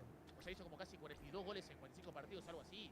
O sea, no está mal, boludo. Está bien Mbappé. Es verdad que en la Champions, en los momentos finales, no apareció. Pero te puede decir otro tipo, che, Mbappé en Euro sí apareció y ponele que Vini no. Ponele que Vini quede eliminado. Si Vini es una gran Copa América, el Balón de Oro de él, ya está. Pero pará, vos me dijiste Eurocopa y Copa América. Vamos a las Copas Américas, hubo bastantes más. En 2007 el Balón de Oro se lo lleva Kaká. Y Kaká no va a la Copa América. No va a la Copa América. La gana por la Champions. En 2011 el Balón de Oro se lo lleva Messi, que hizo una mala Copa América, en la realidad. Sí. La Copa América. En 2015 el Balón de Oro se lo lleva Messi, no por la Copa América. Pero hay que pensar también qué jugador lo ganó. O sea, qué jugador hubiera sido si no era Messi, quién era. Y por ejemplo, a Suárez. Por ejemplo, en el 2011 Cristiano Ronaldo, o Cristiano Ronaldo, por ejemplo, está bien, pero ¿quién ganó la Euro? Ah, pues en 2012 no era Euro. Bueno, pero vos tenés que pensar contra quién competís, contra quién compite el ganador. Pero acá, justamente, yo pienso que sí es jodido, por el hecho de que tenés a Mbappé de un lado, ¿me explico? Cuando coincide justo ahora que se alinearon, que antes no pasaba eso, antes se jugaba la Copa América y la Eurocopa no era el mismo año. Ahora que está haciendo, para mí, depende, boludo, para mí realmente, o sea, no sé, es complicado hacerte esa pregunta, Vito, pero ¿qué vale más? ¿Hacerle un doblete? No, bueno, de hecho hizo un gol Vini, ¿no? Hizo gol en la ida nada más Vini contra el Bayern. En la vuelta hizo gol, no. Vini metió en octavos gol al Leipzig para pasar de fase. En cuartos 3 asistencias contra el City y en semi doblete al Bayern en Allianz Arena. Y en la vuelta no hizo. Bueno, pero puede terminar. Pero pasar de doblete, ok.